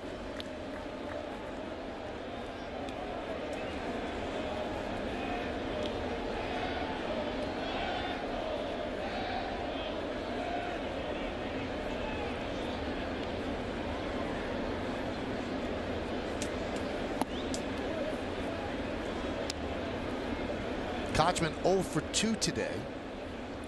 80 pitches for Burnett as we're here in the 6th. Yankees lead this one 4-3. Looking for a win today as the cherry on top. Pitch is low. 2-1. Well, look who we have in the booth, John. We have Christian Lopez. Christian, you're the man who caught the 3,000 hit. Yeah. How you doing? I'm on top of the world right now. I bet you are. I mean, was it difficult to make that catch? Were people all over you? A couple people were on top of me, but it wasn't bad. My dad jumped on my back, tried to help me out. Now, did you catch it on the fly? No, my dad actually hit him first, and he has fumbly hands, and he dropped it, and I jumped on it. Now, have you been a Yankee fan your whole life? Yeah. Have you been a Jeter fan? Yeah, I think Jeter's an icon for what we have right now. especially as a Latino. He's awesome. I look up to him. He's a great guy. Now, did you come to this game hoping to see his 3,000 there, or were you coming to the game no matter what? I knew he was on his way to 3,000. I was actually happy he rained out yesterday. Right. You didn't have yesterday's tickets? No. Okay. This is a birthday present for my girlfriend. There's the catch, is you. Smart man. Is that right Dad there. on top of you with the DiMaggio jersey? Yeah, that's him right there. So it's a birthday present from your girlfriend? Yeah. Wow, you owe her a nice dinner, Christian. Yeah, I do. So What's your girlfriend's name? Tara Johnson. Is she here today? Or Yeah, she's right over there. nice job, Tara. It's a nice gift. Really? The ground ball to Jeter. And there's two-way now. From what we hear, the Yankees actually gave you a lot of nice stuff, but you didn't even really want anything, Christian. No, not really. I mean, he deserves this. He's worked so hard for this. He's been in the league for years. I'm not really the person to take something away from him like that. He earned this. Now, did you get a chance to talk to Hal Steinbrenner and the Yankees? I know they presented you with these gifts that we said. They talked to the Al Steinbrenner over the phone. Right. I didn't really get to talk to him or meet him yet. Pretty cool. Yeah, that would be pretty cool to meet him. I'm sure you'll meet him at some point. So now you get a chance to go to the game every single day. The 4 champion sweet ticks from now through the World Series. So you're really rooting. Yeah, definitely. Even my dad got me license plates with Yankee symbols on them, and I'm a big fan. And I hope they go all the way. That'd be awesome. You know what, Christian? It's a great story because John and I were talking. There were people that would probably hold the ball hostage and try to get a lot, and you just wanted Jeter to have it. That's pretty neat. Yeah, like I said, he earned it. Like, I'm not going to be the person to take it away from him. I'm not just like that. Now, will you get a chance to meet Jeter after the game? I hope so. That would be really cool. They're saying I am, so I'm kind of excited. And you already got your Jeter DJ 3K hat on? Yeah, they hooked me up in the back. Pretty nice. You got the run of the place today, I think, You could Christian. do whatever you want today. Yeah. You can run this place. Yeah, they took me through all these crazy things that I think any fan would dream of seeing. And it's unreal. It's amazing. Wow, you could see it on your face. You're kind of in a daze right now. I mean, you guys are like the voice of the Yankees. What do you want to do? What do you do for a living, and what do you want to do? I sell cell phones. You know what? I can't get any reception today, Christian. I work for Verizon Wireless over in Middletown, but I graduated from St. Lawrence University, government major. Just trying to get by right now. Now, when you woke up this morning, were you thinking I'm going to catch Derek Jeter's 3,000th hit, or you just wanted to watch it? I just wanted to watch history. And now you're part of it. Yeah. I can't even explain how I feel right now. It's amazing. Well, A.J. Burnett is going to depart. Christian, really a very cool story that you would do that, and the Yankees stepped up with the way they did and gave you that stuff. And you are part of a great day in Yankee history, so it's so cool that you came with us. Yeah. Thank you so much. No problem. That's Christian Lopez. He caught number 3,000. Pretty cool.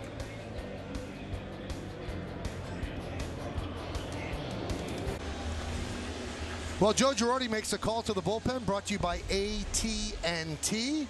With Matt Joyce coming up, they relieved A.J. Burnett. They bring in their left-hander, Boone Logan. And you see the numbers on Boone Logan. 2-2, 3.43. You know, John, just to put a bow on meeting Christian, we were just talking with his dad off the air, and he said, you know, people talk about somebody wanting money. He says, if you gave Christian, he's 23 years old, $1 million, he would shrug his shoulders. He said, that's not the type of kid. He said, he's 23, and I haven't had one bit of trouble with him my whole life. He said, I'm so proud of him. Now, this day just keeps getting better and better, doesn't it? It's unbelievable. Very cool to be here, and I'm sure the close to 50,000 feel the same way, and they're seeing a pretty good ball game as well.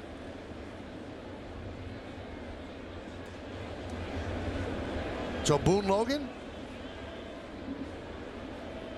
against Joyce. And there's a strike. I guess Joyce's home run in the single, they decided let's not have A.J. pitch to Joyce, and they'll try to navigate the rest of this game with the bullpen. Kind of a funny afternoon for A.J. I mean, he's been dominant, racking up strikeouts, but a couple of bad pitches have cost him 3 runs on 2 home runs.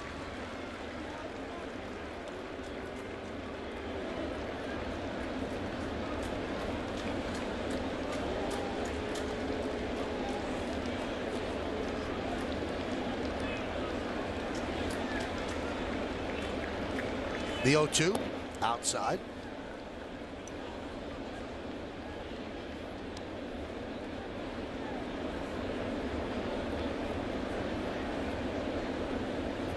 I think the ball was right over that State Farm sign, and that's the sun that Christian was looking up to when he made the catch.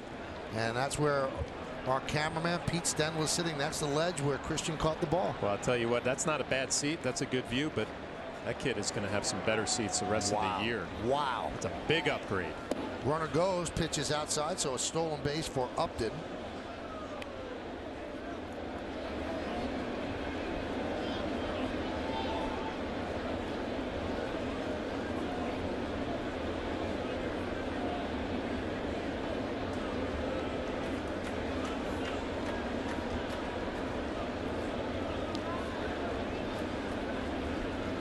Swing and a miss, and Logan comes on to get Joyce.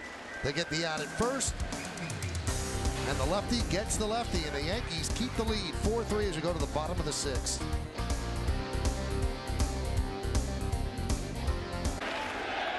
The 3-2. That one's drilled deep to left field. Going back, Joyce looking up. See ya! 3,000.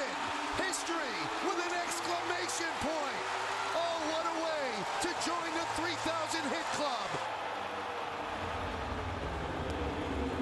An amazing day here at Yankee Stadium, and it continues. We've got a nice close ball game as well. That's where Derek Jeter's home run landed, and the home run wasn't just a home run.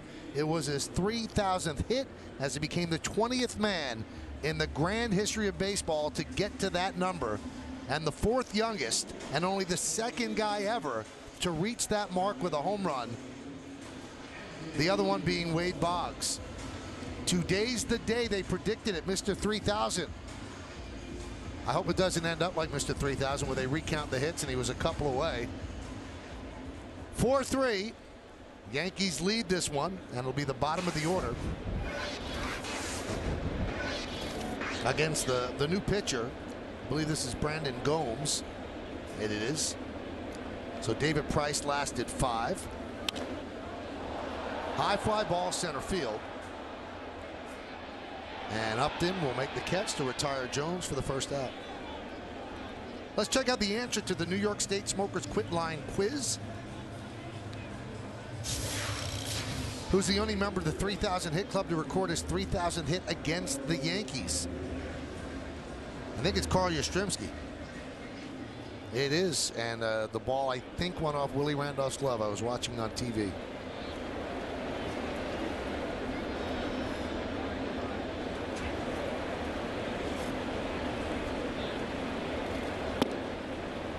You know, if you think about how this moment has come to be and what the last couple of weeks have been like with the injury and the criticism of Jeter as being a very light singles hitter, and how he has actually powered his way to 3,000 with the 6 hits after coming up the DL, a right field double, 2 left field doubles, 1 on Thursday night, a slow roller to third, a single through the left side, and then number 3,000 was a booming shot to left field. Just an amazing journey for Derek Jeter, running against the grain, so to speak, as Nunez swings and misses.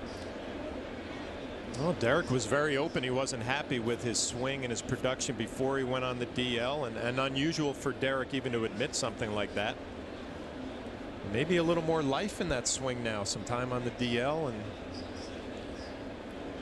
work on your swing, figure it out.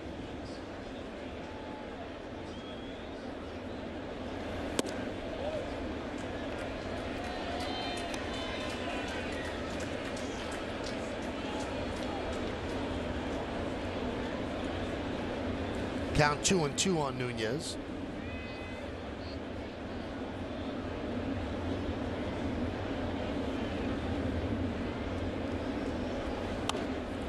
Popped up. Kochman for the 2nd out. Now, we told you that Derek's only the 2nd member of the 3,000 hit club to get there via the home run. The other, Wade Boggs, and here is a statement by Boggs. I had the opportunity to play with Derek Jeter when he was a rookie in '96, and I had no doubts that Derek would reach this milestone. He is a very consistent player, and he never deviated from his game. When you stay healthy and you are consistent and compile a lengthy career like Derek has done, You have the opportunity to reach that 3,000 hit plateau. Reaching the 3,000 hit mark is another piece of the legacy that Derek has created. It won't be too long now before we are on the veranda in Cooperstown at the Otesaga Hotel celebrating his induction to the Hall of Fame.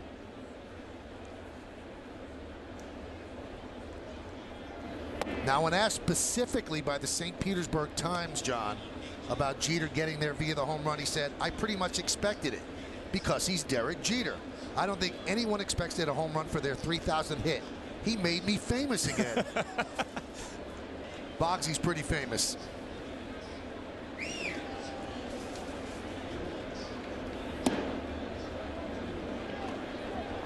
You know, Michael, I was lucky to be at both of these 3,000 hit, both of the home runs, and Wade's was completely unexpected because he needed 3 hits coming into that game, and as teammates, we didn't think that that was going to happen. Derek, on the other hand, you expected that it could happen today, just not with a home run.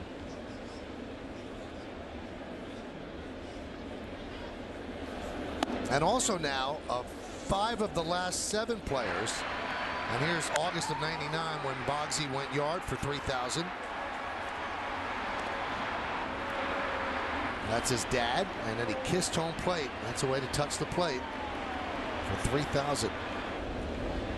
Now, I mentioned 5 of the last 7 players to reach the 3,000 hit milestone collected 2,999 and 3,000 in consecutive at-bats. Biggio, Ripken, Boggs, as you said, Tony Gwynn, and now Derek Jeter.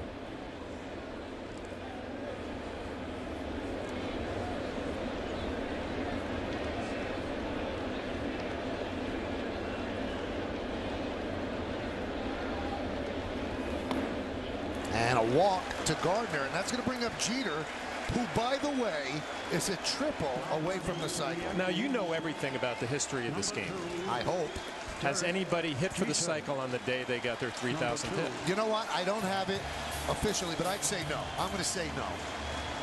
I'm going to say no. Well, it can't be because Boggs didn't, and he's the only guy with a home run for 3,000. That's a great point. So Derek has something out there to reach for now. He's got a couple of at-bats, you would think, too. Yep. Can Derek get a triple? Single. Solo home run. That was the historic blow. Double and 2 runs. Just laughing. We're asking so much of this guy, aren't we? I mean, he got his 3,000th hit. He hit a home run. Now we want a triple. He delivers, though.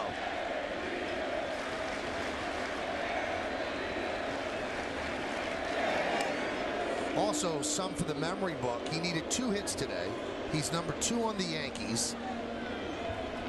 He's only the 2nd man to get his 3,000th hit as a home run. And when he did it, the clock struck 2 here at Yankee Stadium.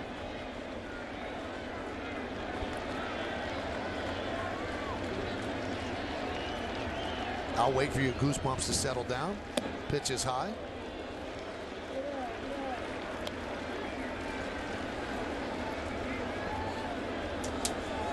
There's Dr. Jeter.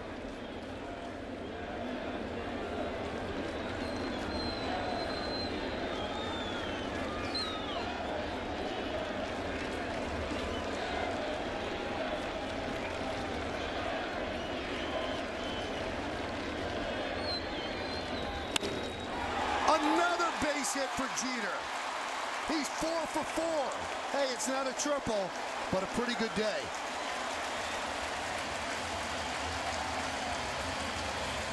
When I thought about the possibility of 3,000 and what it would look like, that's the type of hit that you would think of Derek Jeter. Just a line drive to right field. Classic inside out. Hits this ball hard, his 4th hit of the day. And here it is in Yesmo. He's now 998 hits away from 4,000. You know what they say on that commercial, John? Jeter's got an edge. And he just knocked out Brendan Gomes from the game. So Joe Madden's going to go to the bullpen. Yankees threatening, runners on 1st and 2nd, 2 outs. They lead 4-3, looking for more.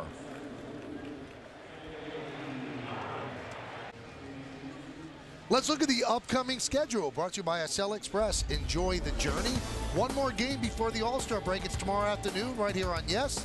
Then 3 games off, and then it all starts again, second half of the season with 4 games against the Blue Jays in Toronto. 3,000 hits and now 3,002 hits. Derek is 4 for 4 with a home run, 2 singles, and a double. J.P. Howell, the new pitcher, to face Curtis Granderson. Granderson's 2 for 3. Howell deals, and there's a strike.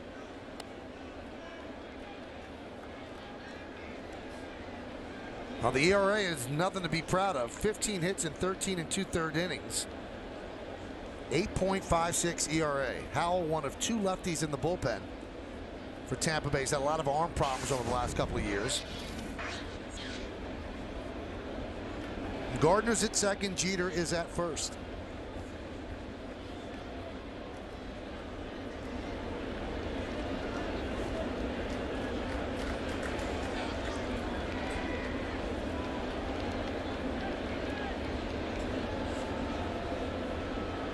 The 0-1. 1-1.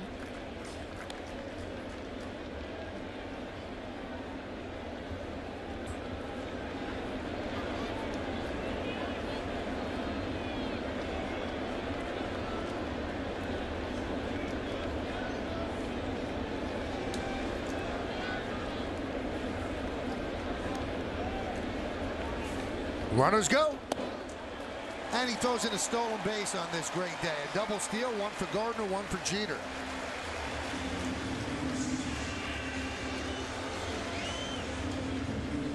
The Yankees have now stolen 18 consecutive bases without being caught, and unusual there with 2 outs, but they must have saw something with Howell. Gardner gets a great jump. Derek Jeter follows.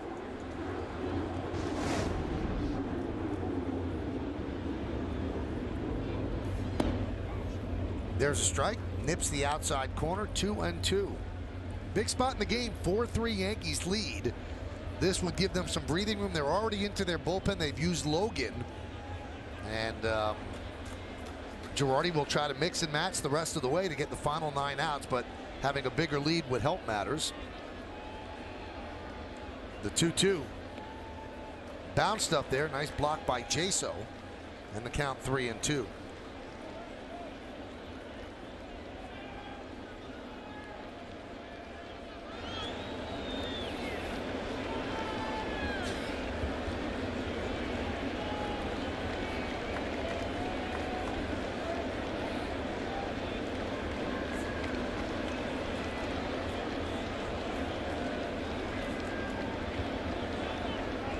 The 3-2. Swing and a miss. And Granderson down on strikes. Big strikeout for Howell. Well, the Yankees lead, but this day's been about Derek Jeter. In the first inning, 2,999. In the third, hit number 3,000, a home run. In the fifth, a double to left. He came around to score. Here in the sixth, he's 4 for 4.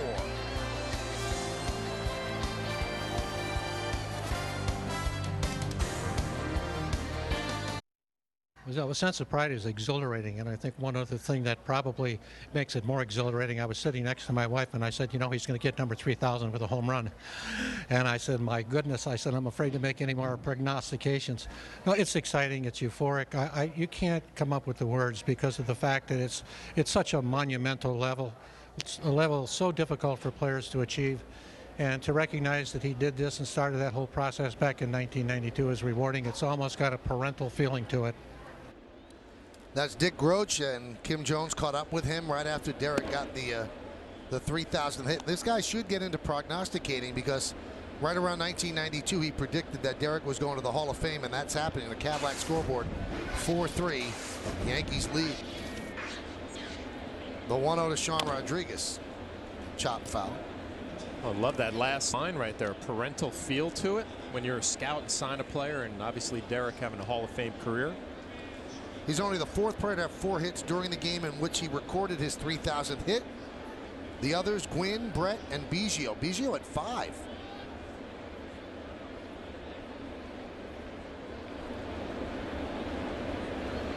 Swing and a miss. You know, we can't even speak to it, but I'm sure it's got to be a tremendous sense of just relief once you get that 3,000th hit. You can go up there and just relax and play baseball again.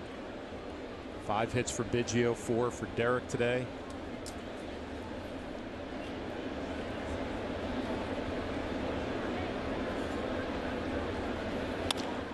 Slow roller to third. Nunez. gets Rodriguez. One away here in the seventh. This copper-added telecast is presented by authority of the New York Yankees and may not be reproduced or retransmitted in any form, and the accounts and descriptions of this game may not be disseminated without the express written consent of the New York Yankees. A look from Manhattan into the Bronx. And inside the ballpark, a crowd today, 48,103. A sellout here in Yankee Stadium as Joe Girardi will start the mixing and the matching. So he takes the ball from Boone Logan, who got both batters that he faced. Yankees leading this one 4-3. Stay right where you are. It's time for another look at today's Toyota text poll. Once again, the question, after Derek Jeter, who do you think will be the next player to reach 3,000 hits? You've been texting us at 58772, and here is how you voted. 71% say it's going to be Alex Rodriguez, and then it's close. Johnny Damon, Ivan Rodriguez, and Omar Vizquel. If you want to take a look at what the 3,000 hit ball looks like, here it is. We've got a picture of it on an iPhone. Let's see. There it is. There it is. Looks like any other ball, but it's got a lot more significance, especially for that man. Corey Wade deals to the pinch hitter Kelly Shopik.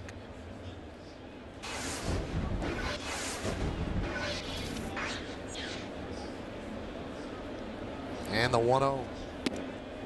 Outside 2-0. These are the numbers on Wade. This is his 9th game, 9 innings, 7 hits, 1 walk, and 4 strikeouts.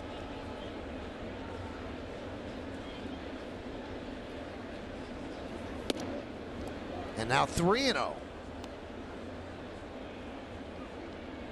we've seen Wade in his brief Yankee career have the ability to come out of the pen and throw a lot of strikes this afternoon, getting behind right away. 3-0. You can see the 5 home runs for Shopik.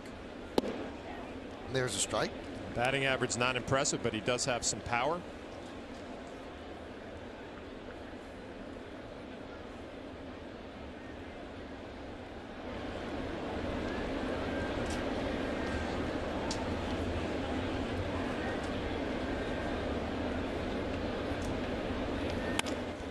That one is skied to center field. Going back, Granderson. He makes the play on the run for the second out.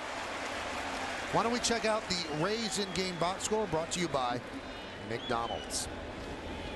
Well, home run by B.J. Upton, a 2-run shot. A home run by Matt Joyce. He's 2 for 3. And that's it for the hitting. So 3 hits for the Tampa Bay Rays. And it accounts for 3 runs. Justin Ruggiano pinch hits for Reed Brignac. He grounds 1 foul.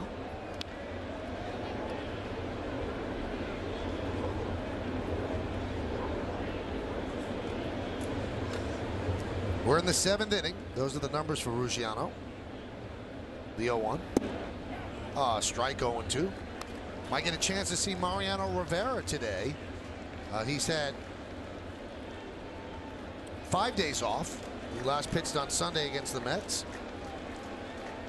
And Ruggiano swings and misses.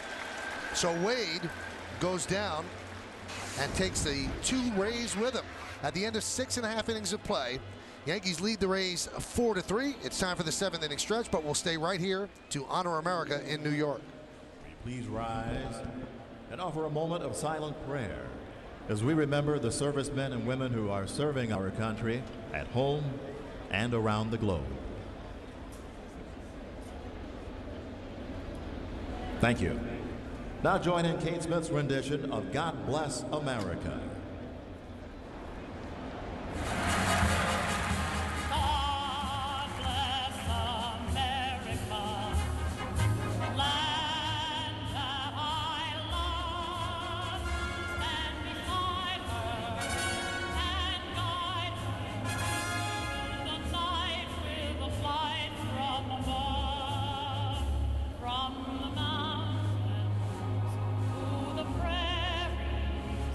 To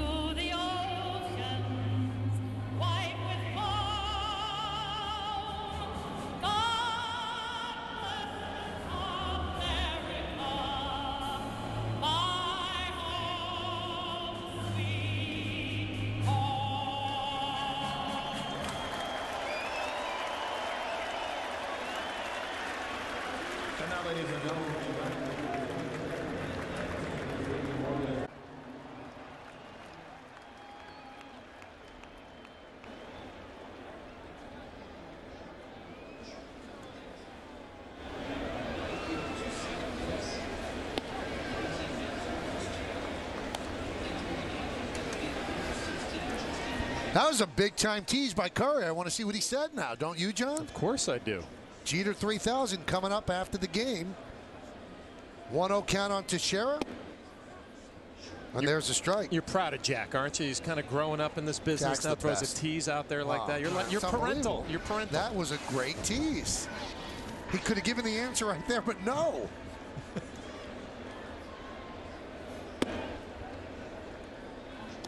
I kind of feel like Dick Roach right now.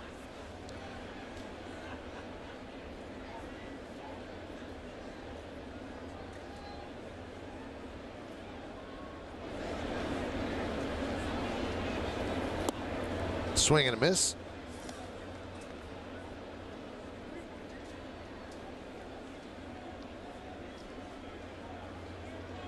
We've got some changes for the Rays, and we'll give you those changes as we move along.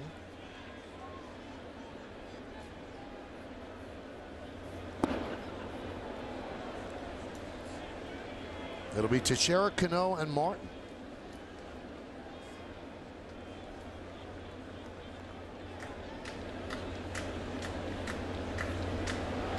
They have the shift on. They shift with him hitting right-handed, which no other team does. The 3-2. Hammered foul.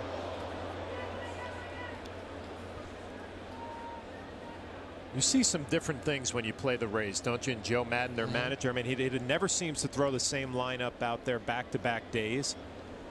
He'll do some different things with the shifting of the defense. Some of his moves with the bullpen are questionable, but he has his team right there. And a walk to Teixeira. There's no defense for that. New left fielder is Justin Ruggiano. Matt Joyce moves from left to right. The new shortstop is the old second baseman, Sean Rodriguez. And the new second baseman is the old right fielder, Ben Zobrist. And the new catcher is Kelly Shopik, taking over for John Jay, so he had pinch hit for him.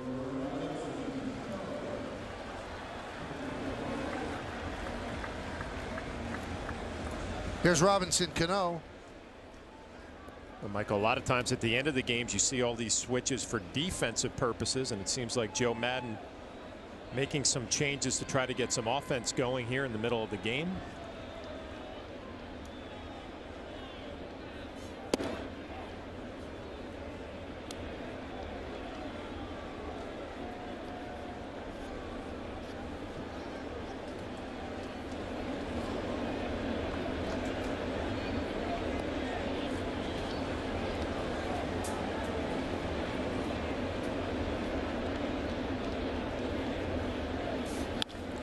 That one is ripped into right center field. A long run for Upton, and he hauls it in for the first out. Nice play by B.J. Upton.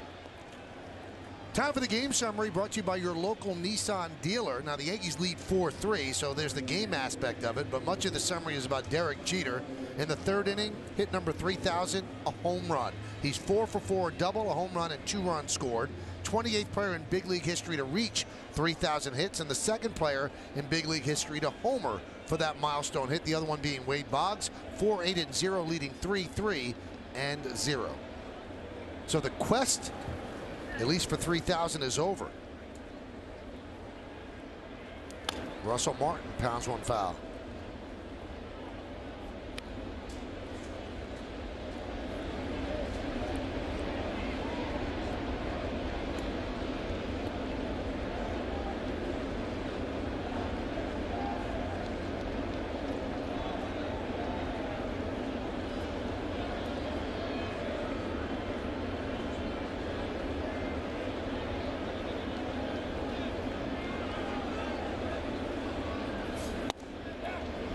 There's a strike.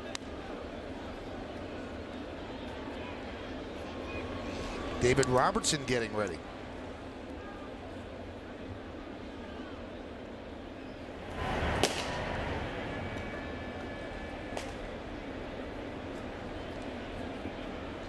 Longoria deep and close to the line at third. The 0-2. Blocked by Shopik.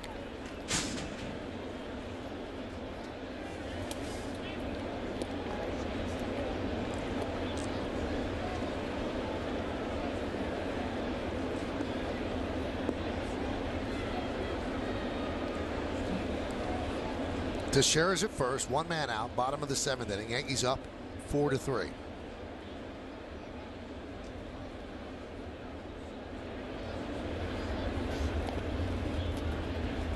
Count now 2-2.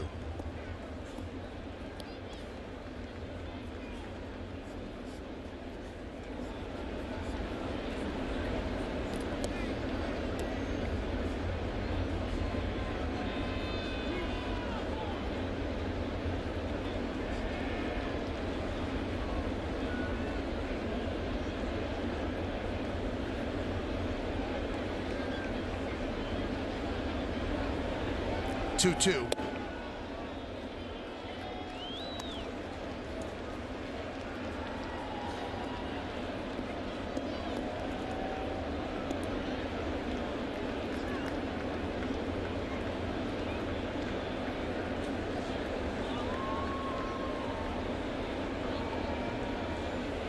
Three-two.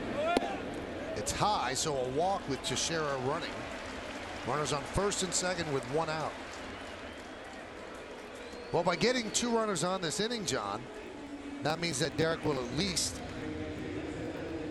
No, I'm still not sure that he might get a bat. The in-game box score for the Yankees brought to you by McDonald's. Yep, Derek Jeter's line jumps out at you. 4 for 4 on a day he needed 2 hits. The home run is 3,000th hit. Granderson, a ribby, 2 runs scored. And a lot of other guys came up to the plate, too.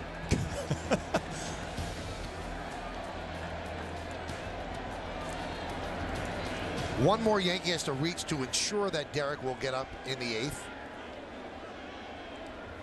Posada wraps one to left field, but right at Ruggiano for the second out.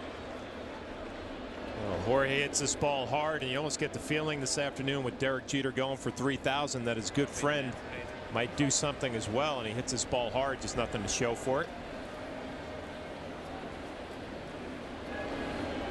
And Jeter will come up because without hitting to the double play there, well, there's one more batter this inning, and then that will ensure he comes up in the 8th. Joel Peralta is going to come in from the bullpen as Joe Madden signals for the right-hander to face Andrew Jones. Yankees have runners on first and second, 2 outs. Yankees Baseball on Yes is brought to you in part by J&R Music and Computer World, and by Toyota, the official hybrid of the New York Yankees. Why don't we check out the IOTV HD Super Shot, John, for the Jeter swing. 3,000th hit, a home run. Great shot there on Super Shot, and 2 old friends celebrating.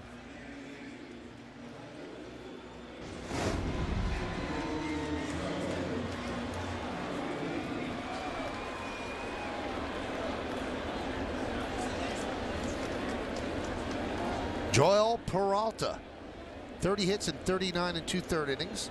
Pretty good numbers. And he will face Andrew Jones.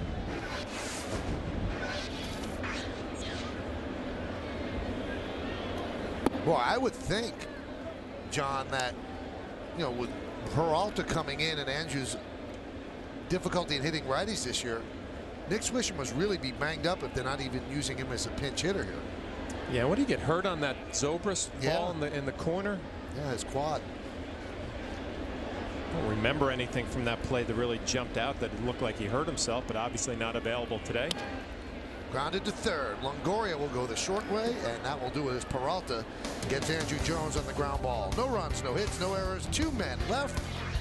We go to the 8th.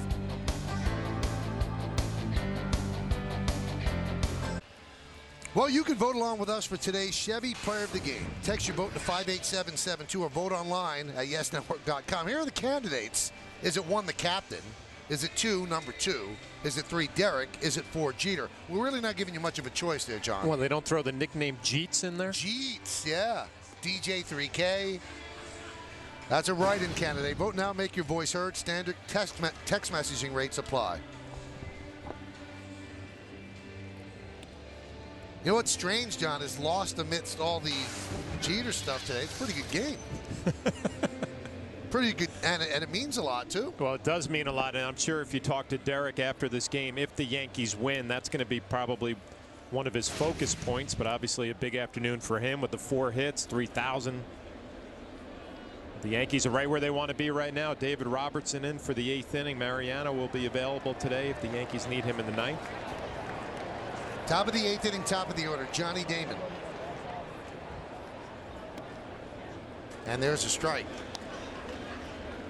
Damon, when he was a Yankee, very close with Robertson. Both Johnny and his wife Michelle took in David and his wife Erin when they first got called up and showed him the big league ways. So here's a little matchup of two old friends. Damon is 0 for 3 today.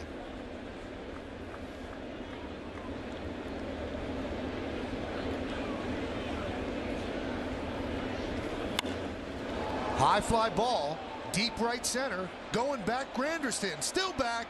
He's going to have to play it off the wall.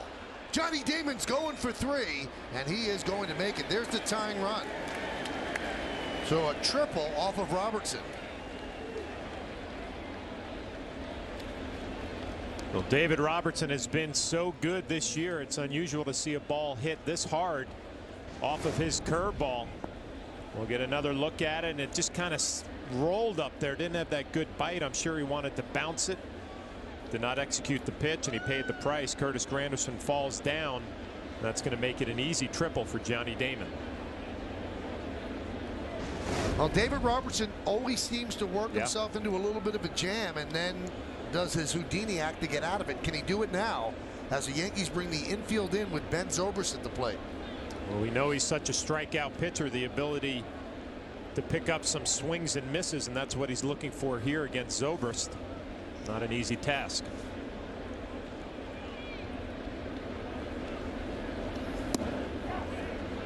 Fastball strike. Joe Girardi going with the infield in.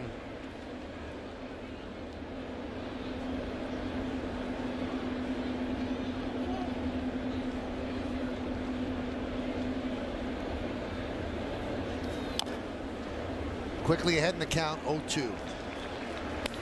When you're in this situation, either a pitcher or a catcher early in the count, you try to jam a hitter maybe to get him to pop up or hit a weak ground ball. But when you jump out ahead 0-2, you're definitely thinking strikeout, elevate a fastball up out of the zone, see if Zobrist will chase, or you can try to bounce that curveball, trusting Russell Martin to block it behind the plate.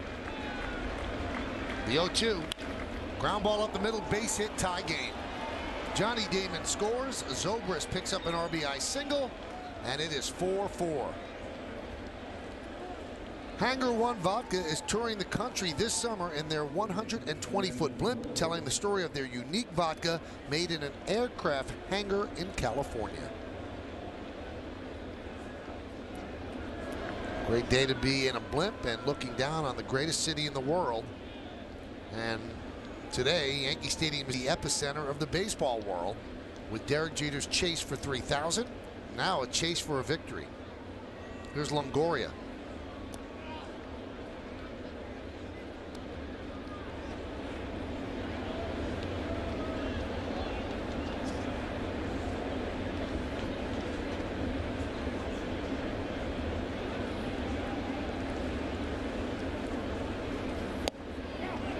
And a strike.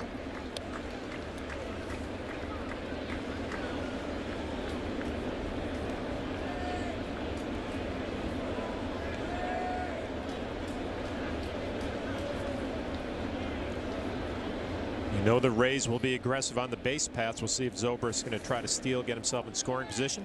Runner goes, throw to second, and they are running wild on the Yankees today as Zobrist moves to second on the steal. Well, that's Rays baseball. Joe Madden loves this style, aggressive, stealing bags. An offense that really hasn't gotten the job done this year, trying to manufacture a little bit here. Great jump by Zobrist. Tough pitch to throw on that fastball in. 4 stolen bases without being caught today.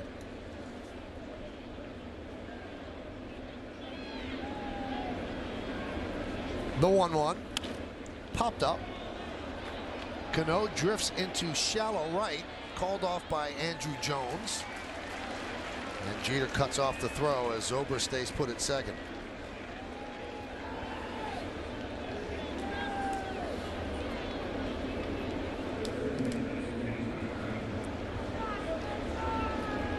Here's Casey Kochman. Casey is 0 for 3. He has a 6-game hitting streak on the line.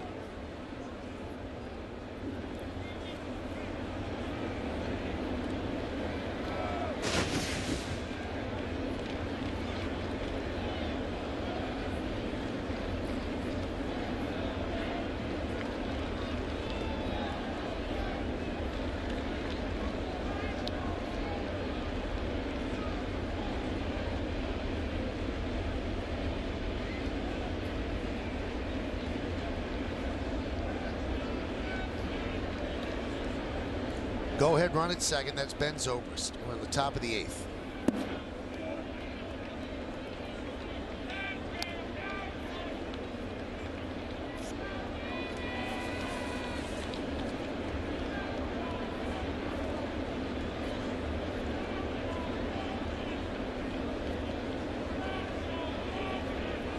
Robertson serves up a triple to open the inning. Then Zobrist a single through the drawn and infield to tie the game. Then he steals second, move in the scoring position. Longoria pops up to shallow right. And that's where we are right now with 1 out, runner at second.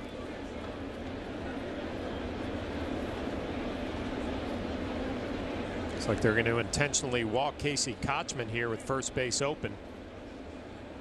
Behind in the count 2-0. It's a gutsy decision by Joe Girardi. Upton has been a hot hitter. 2-run home run in this ball game.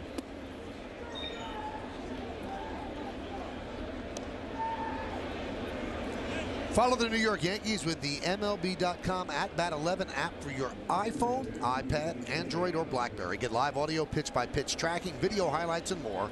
Text @Bat to 31826 or visit Yankees.com for details.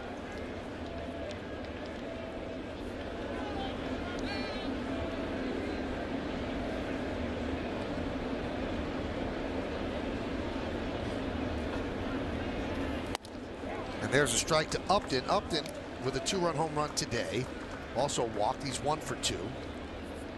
He was 2 for 4 on Thursday. Also a 2-run home run. He had 3 ribbies on Thursday.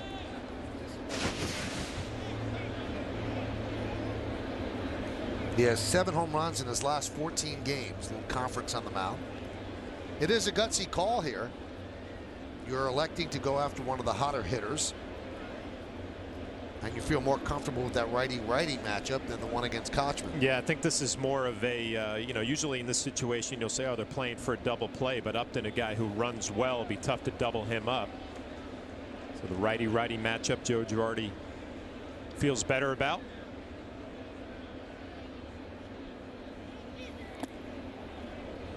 Count 1-1. You have Matt Joyce on deck, who's having a nice afternoon as well. Left-handed hitter. A lot to think about for Joe Girardi here in the 8th inning.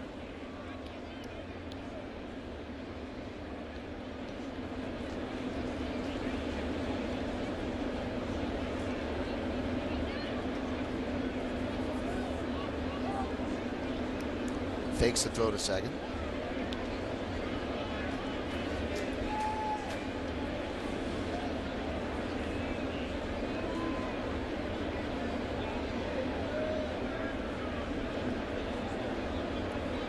And again, making Zobrist dive back twice.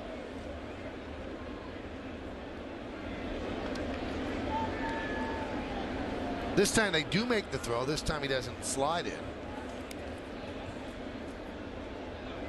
Paying an awful lot of attention. You wonder if the Yankees have some information on Zobrist when he's on second base and some scouting reports. Got a big lead right now. Boy, after that throw to second, John, he probably expanded his lead by another couple of feet. He was really off the bag. Yeah, daring David Robertson to do it again. Paid attention to him 3 times in a row. This matchup here with Upton, I think he can throw that fastball up in the zone a couple of times. On Thursday we saw Upton hit his home run on a slider. If you're David Robertson, you really, if you throw an off-speed pitch, make sure you bounce it. 1-2. Goes with the fastball upstairs.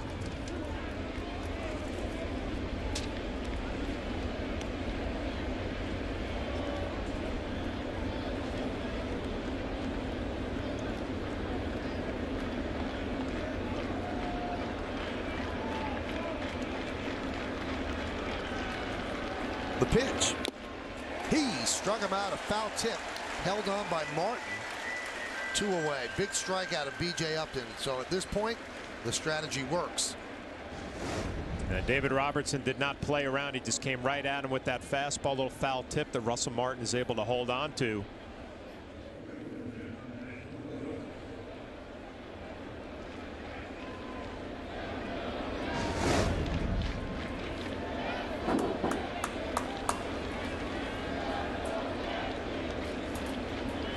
There's Matt Joyce, 2 for 3. Had a big home run in the second inning. Gave the Rays a early 1-0 lead. And that one's popped up. Brett Gardner will fight the sun. He'll make the play, and that'll do it. But Robertson gives up the lead. 1 run, 2 hits, no errors, and 2 men left on base. We go to the bottom of the 8th. Derek Jeter's due up 3rd.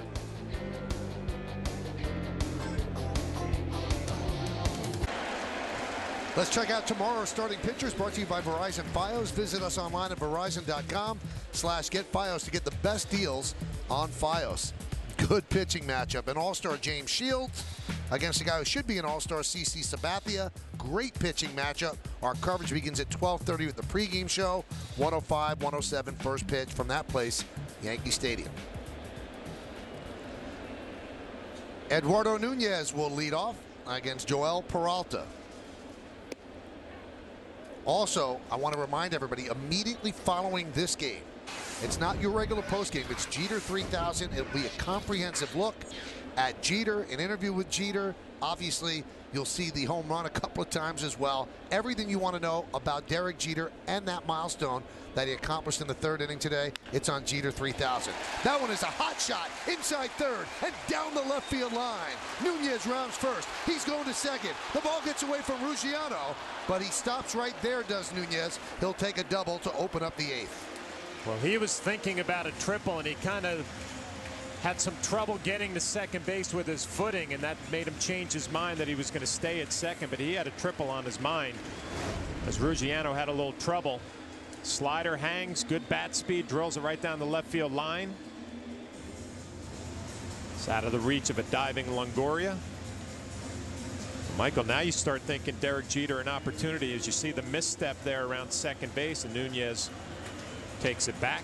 You start thinking about a possibility of a base hit to put the Yankees ahead. It's all set up. Now, what do you do here, John? You definitely bunt? I definitely bunt.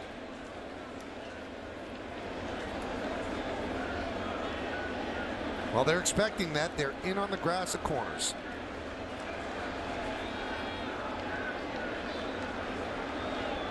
Four game, bottom of the 8th.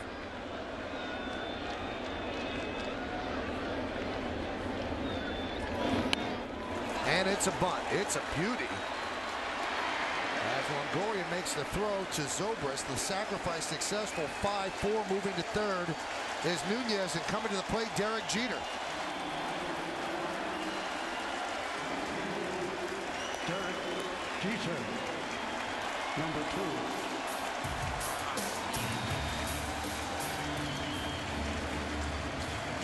Well, Derek has handled this day in style. He needed 2 hits. He got a single in the 1st, a home run in the 3rd.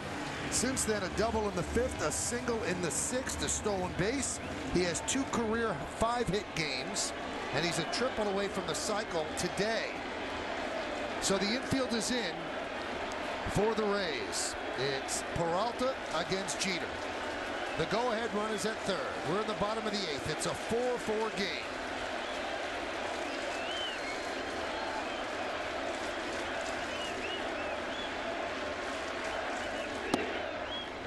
And there's a strike.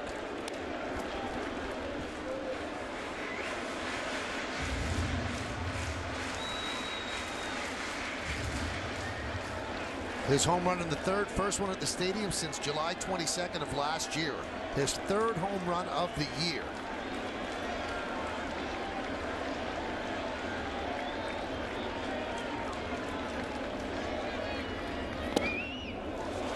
One and one.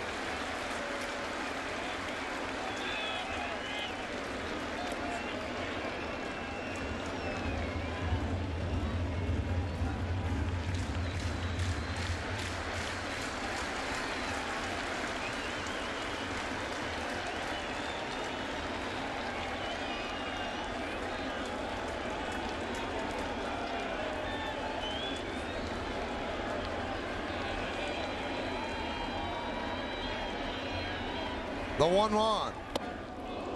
Pulled the string. Jeter way out in front, 1-2. Yeah, nice pitch right there from Peralta. Change up inside, and you notice Shopik setting up in. So by design, fools Derek Jeter. You don't see that often, a right-hander throwing a change up in on a right-handed batter.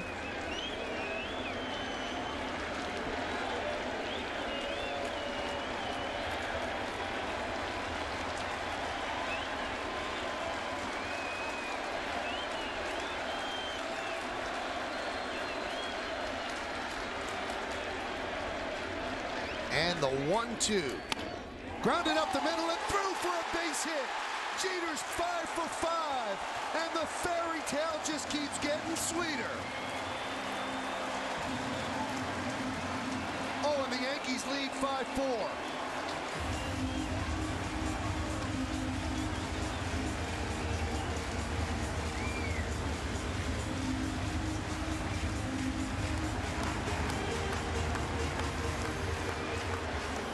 Kind of hard to believe, John. Now, this place is going nuts. And Derek Jeter, the 5th hit on the afternoon. What did Mr. Jeter say? We got to find a way to win a game. Well, his son takes care of that. It's not over yet, obviously, but a go-ahead RBI base hit. Yankees lead 5-4. Only the second player in history to get 5 hits on the day that he got his 3,000th. The other one, Craig Biggio.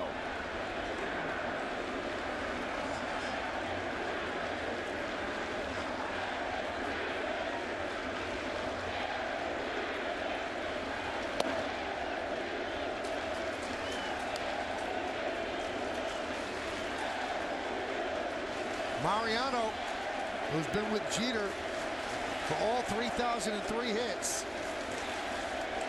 He's ready to pitch the 9th inning.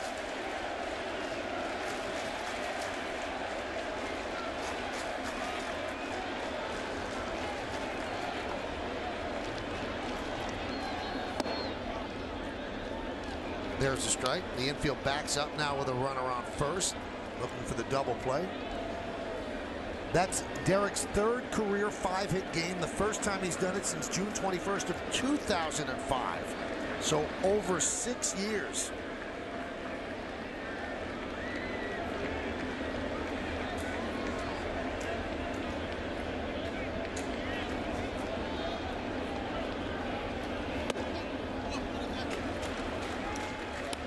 Count 2-1.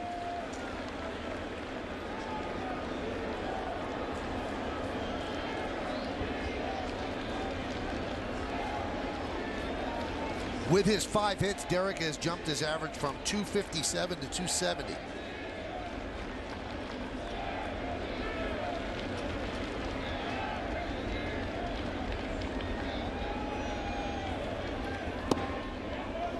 And you'd all have to admit, as you've sat here and watched this game, that the unbelievable quotient is off the charts. He's also just now achieved the first 5-hit game at the new Yankee Stadium. And Biggio made an out in that game. Derek is 5 for 5.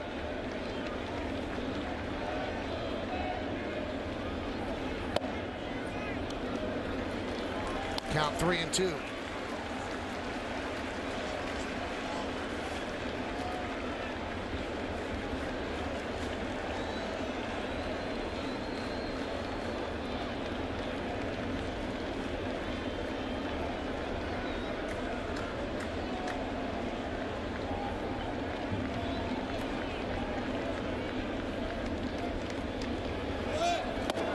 Swan and miss. Jeter is thrown out trying to steal. They strike him out, throw him out, double play. So 1 negative mark on the day. He gets thrown out trying to steal. But an amazing day in the Bronx for Derek Jeter. A go-ahead RBI, his 5th hit of the game. Fairy tales can come true, and it's happened to 2.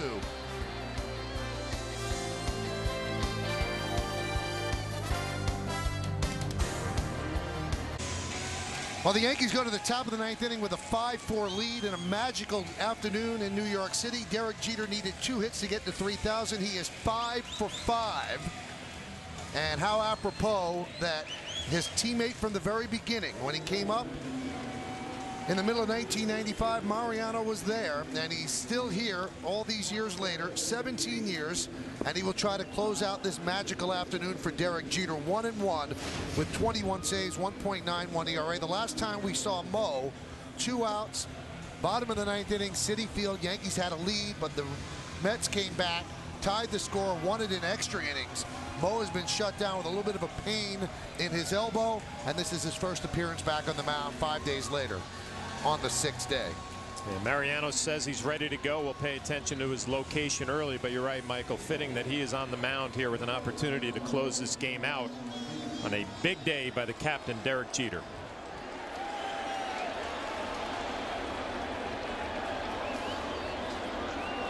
He's going to face the bottom of the order, starting with Sean Rodriguez. Then it's Kelly Shopik and Justin Ruggiano. Yankees trying to hold on for a 1-run victory. Foul back.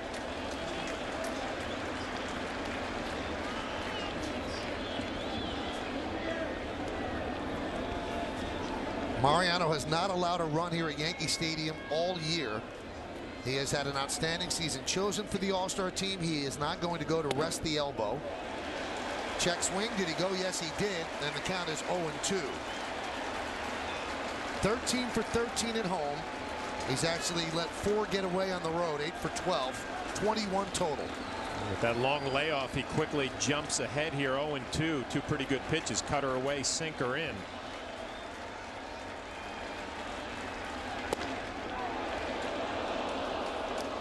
Count 1-2.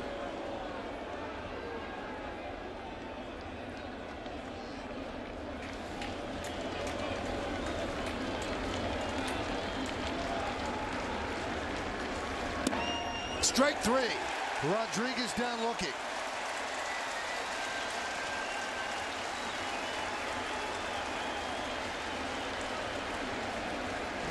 It's like the same old Mariano Rivera to me. Cutter inside, comes back to the inside corner. He gets a call from home plate umpire Jim Wolf.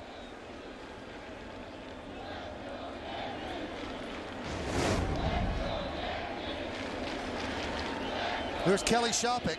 Pinch hit for Jaso in the 7th and flied out to center.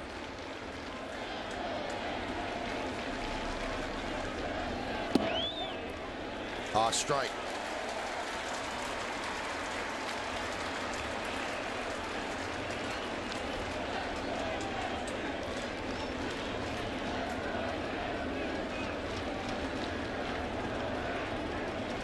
It was Mariano, Jeter, Posada, and Pettit. They called them the core 4.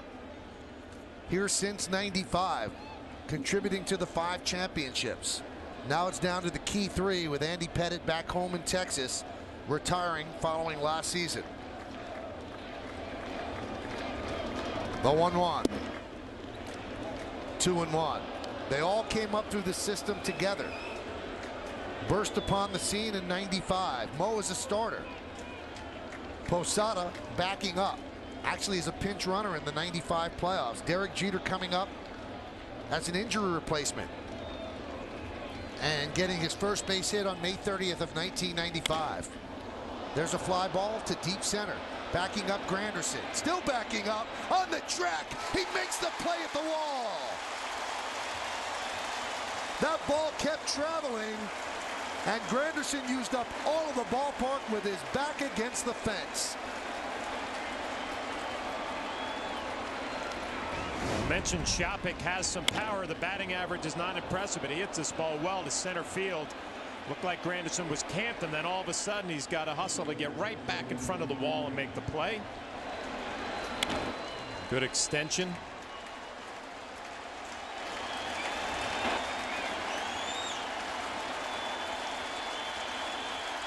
And that's going to bring up Ruggiano.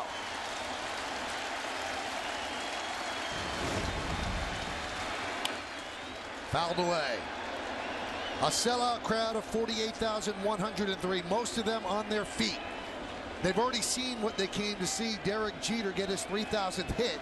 Now they'd like to see it capped off, the cherry on top, a Yankee victory.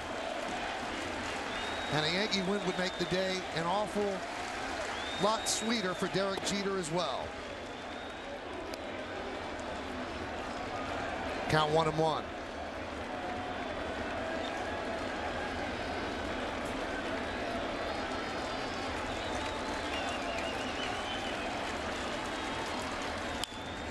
Grounded to third. Nunez. And the Yankees win. 5-4, and Derek Jeter's day is complete. History with an exclamation point. 5 for 5. A member of the 3,000 hit club, only the 28th man in the history of baseball, and the first New York Yankee ever. What an afternoon in New York City for Derek Jeter and the Yankees. Well, the man who's all about winning baseball games, the Yankees pick up a win, and Derek Jeter able to have a huge afternoon. 5 hits, number 3,000, a home run, and then a base hit to give the Yankees the lead that Mariano Rivera was able to hold there for the 9th inning. A great day all the way around for the Yankees and for Derek Jeter and his family. Stick around for the postgame show to find out who's today's Chevy player of the game. It started in the first inning. A single through the left side, hit number 2,999. And then in the third, in dramatic fashion, he gets his 3,000th hit, a home run into the seats and left. An amazing moment at the stadium. Then he doubled in the 5th. He singled in the 6th, and the game-winning hit in the 8th. A single drew the drawn-in infield. And Derek Jeter hits the milestone in dramatic fashion, and now he is with our very own Kimberly Jones on the field. Kim? He is indeed, Michael, and Mariano just handed him the ball. Derek, with everything that went into today, 3,000, a home run to do it, the only man to reach 3,000 and go 5 for 5 in the game. And by the way, the game winner in the bottom of the 8th. Could you have scripted anything this perfect? No, I really couldn't. You know, I've been lying to you guys this whole time. I had a lot of pressure on me these few days here in New York, and you know, after I had my first at bat and got that first hit, I relaxed a little bit. But the most important thing is we were able to win, and I'm happy I had a chance to contribute. What are you thinking as you watch your second at bat land in the left field? Well, I hit it good. You know, I was hoping that you wouldn't catch it, but you know, I saw it was in the gap. Hitting the home run's the last thing I ever thought about. I just wanted to hit the ball hard. I feel as though I've been swinging the bat pretty good since I've been back, and I got a good pitch to hit, and I was fortunate to hit it out. And then take us through that moment. Do your feet feel like they touch the ground as you round the bases and hear the crowd and your teammates await? I'd tell you it was fun. You know, I felt a lot of relief after it was over with, but yeah, it's definitely something that I'll remember my entire life. You told us you would tell us after you achieved the milestone, and now you have. Is there more happiness or relief? Both. You know, I'm happy that I had the opportunity to do it. More importantly, do it here at Yankee Stadium, but there's also relief because I was trying to do it here. We talked to your father during the game, and the first thing he said was, we have to get a win today. So we know where you get that, but to do it on a day when you also get the winning RBI, that seems like it fits the whole body of your work in this long, great career. Well, yeah, that's most important. I mean, after you get the 3,000 hit, you know, I was happy, but we still had a game to win. And, you know, Gardy did a great job getting Nunez to third, and I'm just trying to stay up the middle, and fortunately found a hole. The 28th man to reach 3,000, Derek, but the first Yankee to do it. When you really process that and reflect on it, what does that mean to you when you appreciate all the greats who have worn this uniform? It's hard to believe, like I've told you guys leading up to this. It's something that I never thought, you know, was possible. I wasn't trying to do it. I just try to come out here, play hard every day, and if you do that, I guess good things happen. What does this sound like right now? It's a lot of fun.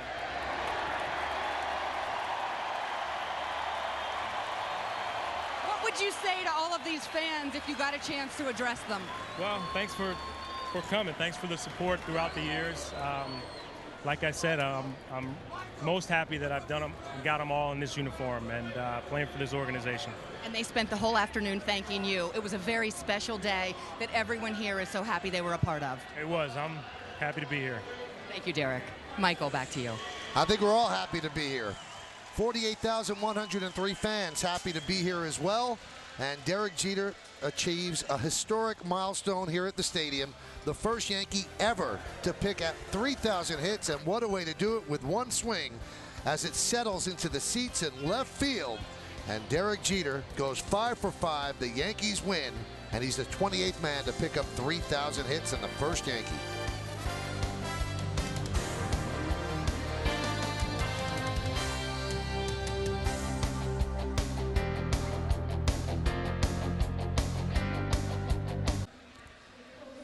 Yankees beat the Tampa Bay Rays 5-4. That's the sidebar. The main event, though, is the Land Rover drive of the game. This wasn't a tough one to pick out, John. No, this was a very easy decision. Hit number 3,000 for Derek Jeter. A home run happened in the bottom of the third inning. That's a long home run right there. Your Land Rover drive of the game. Family loves it. Derek, a little smile. The teammates start to celebrate and let the celebration begin at home plate. That was your Land Rover drive of the game. Congratulations, Derek. Ever since he was a kid, who came up to the Yankees as a rookie in '96 as the starting shortstop, he has had a flair for the dramatic, and on this day, certainly no different. Amazing performance by Jeter under an extraordinary amount of pressure. 5-10-0, 4-5-0 for the Rays. Time of the game 3:09. Robertson the win, Rivera the save, Peralta took the loss. Jeter 5 for 5. Let's talk about a double home run, game-winning ribby. 28th player in Major League history with 3,000 hits. Second player to homer for his 3,000th hit. Wade Boggs the other. Second player with 5 hits on the day reached 3,000. Craig Biggio the other. He was 5 for 6 that day. And Derek Jeter, the first New York Yankee to get 3,000 hits, all in that uniform. Coming up on the Yes Network, stay tuned for the Jeter 3000 Tribute Special. Special thanks to senior producer Bill Bolin, Director John Wilson, Vice President of Operations Ed Delaney, our supervising producer Woody Fryman, and the executive producer of the Yes Network is Mr. John J. Filippelli. Join us again tomorrow for Yankees baseball as the Bombers take on the Rays from Yankee Stadium in the Bronx. Coverage will begin at 12:30 on the Yes Network. Once again, the final score, the Yankees 5 and the Tampa Bay Rays 4. An unbelievable day in the Bronx. It continues, though, as we go to our tribute special, Jeter 3000.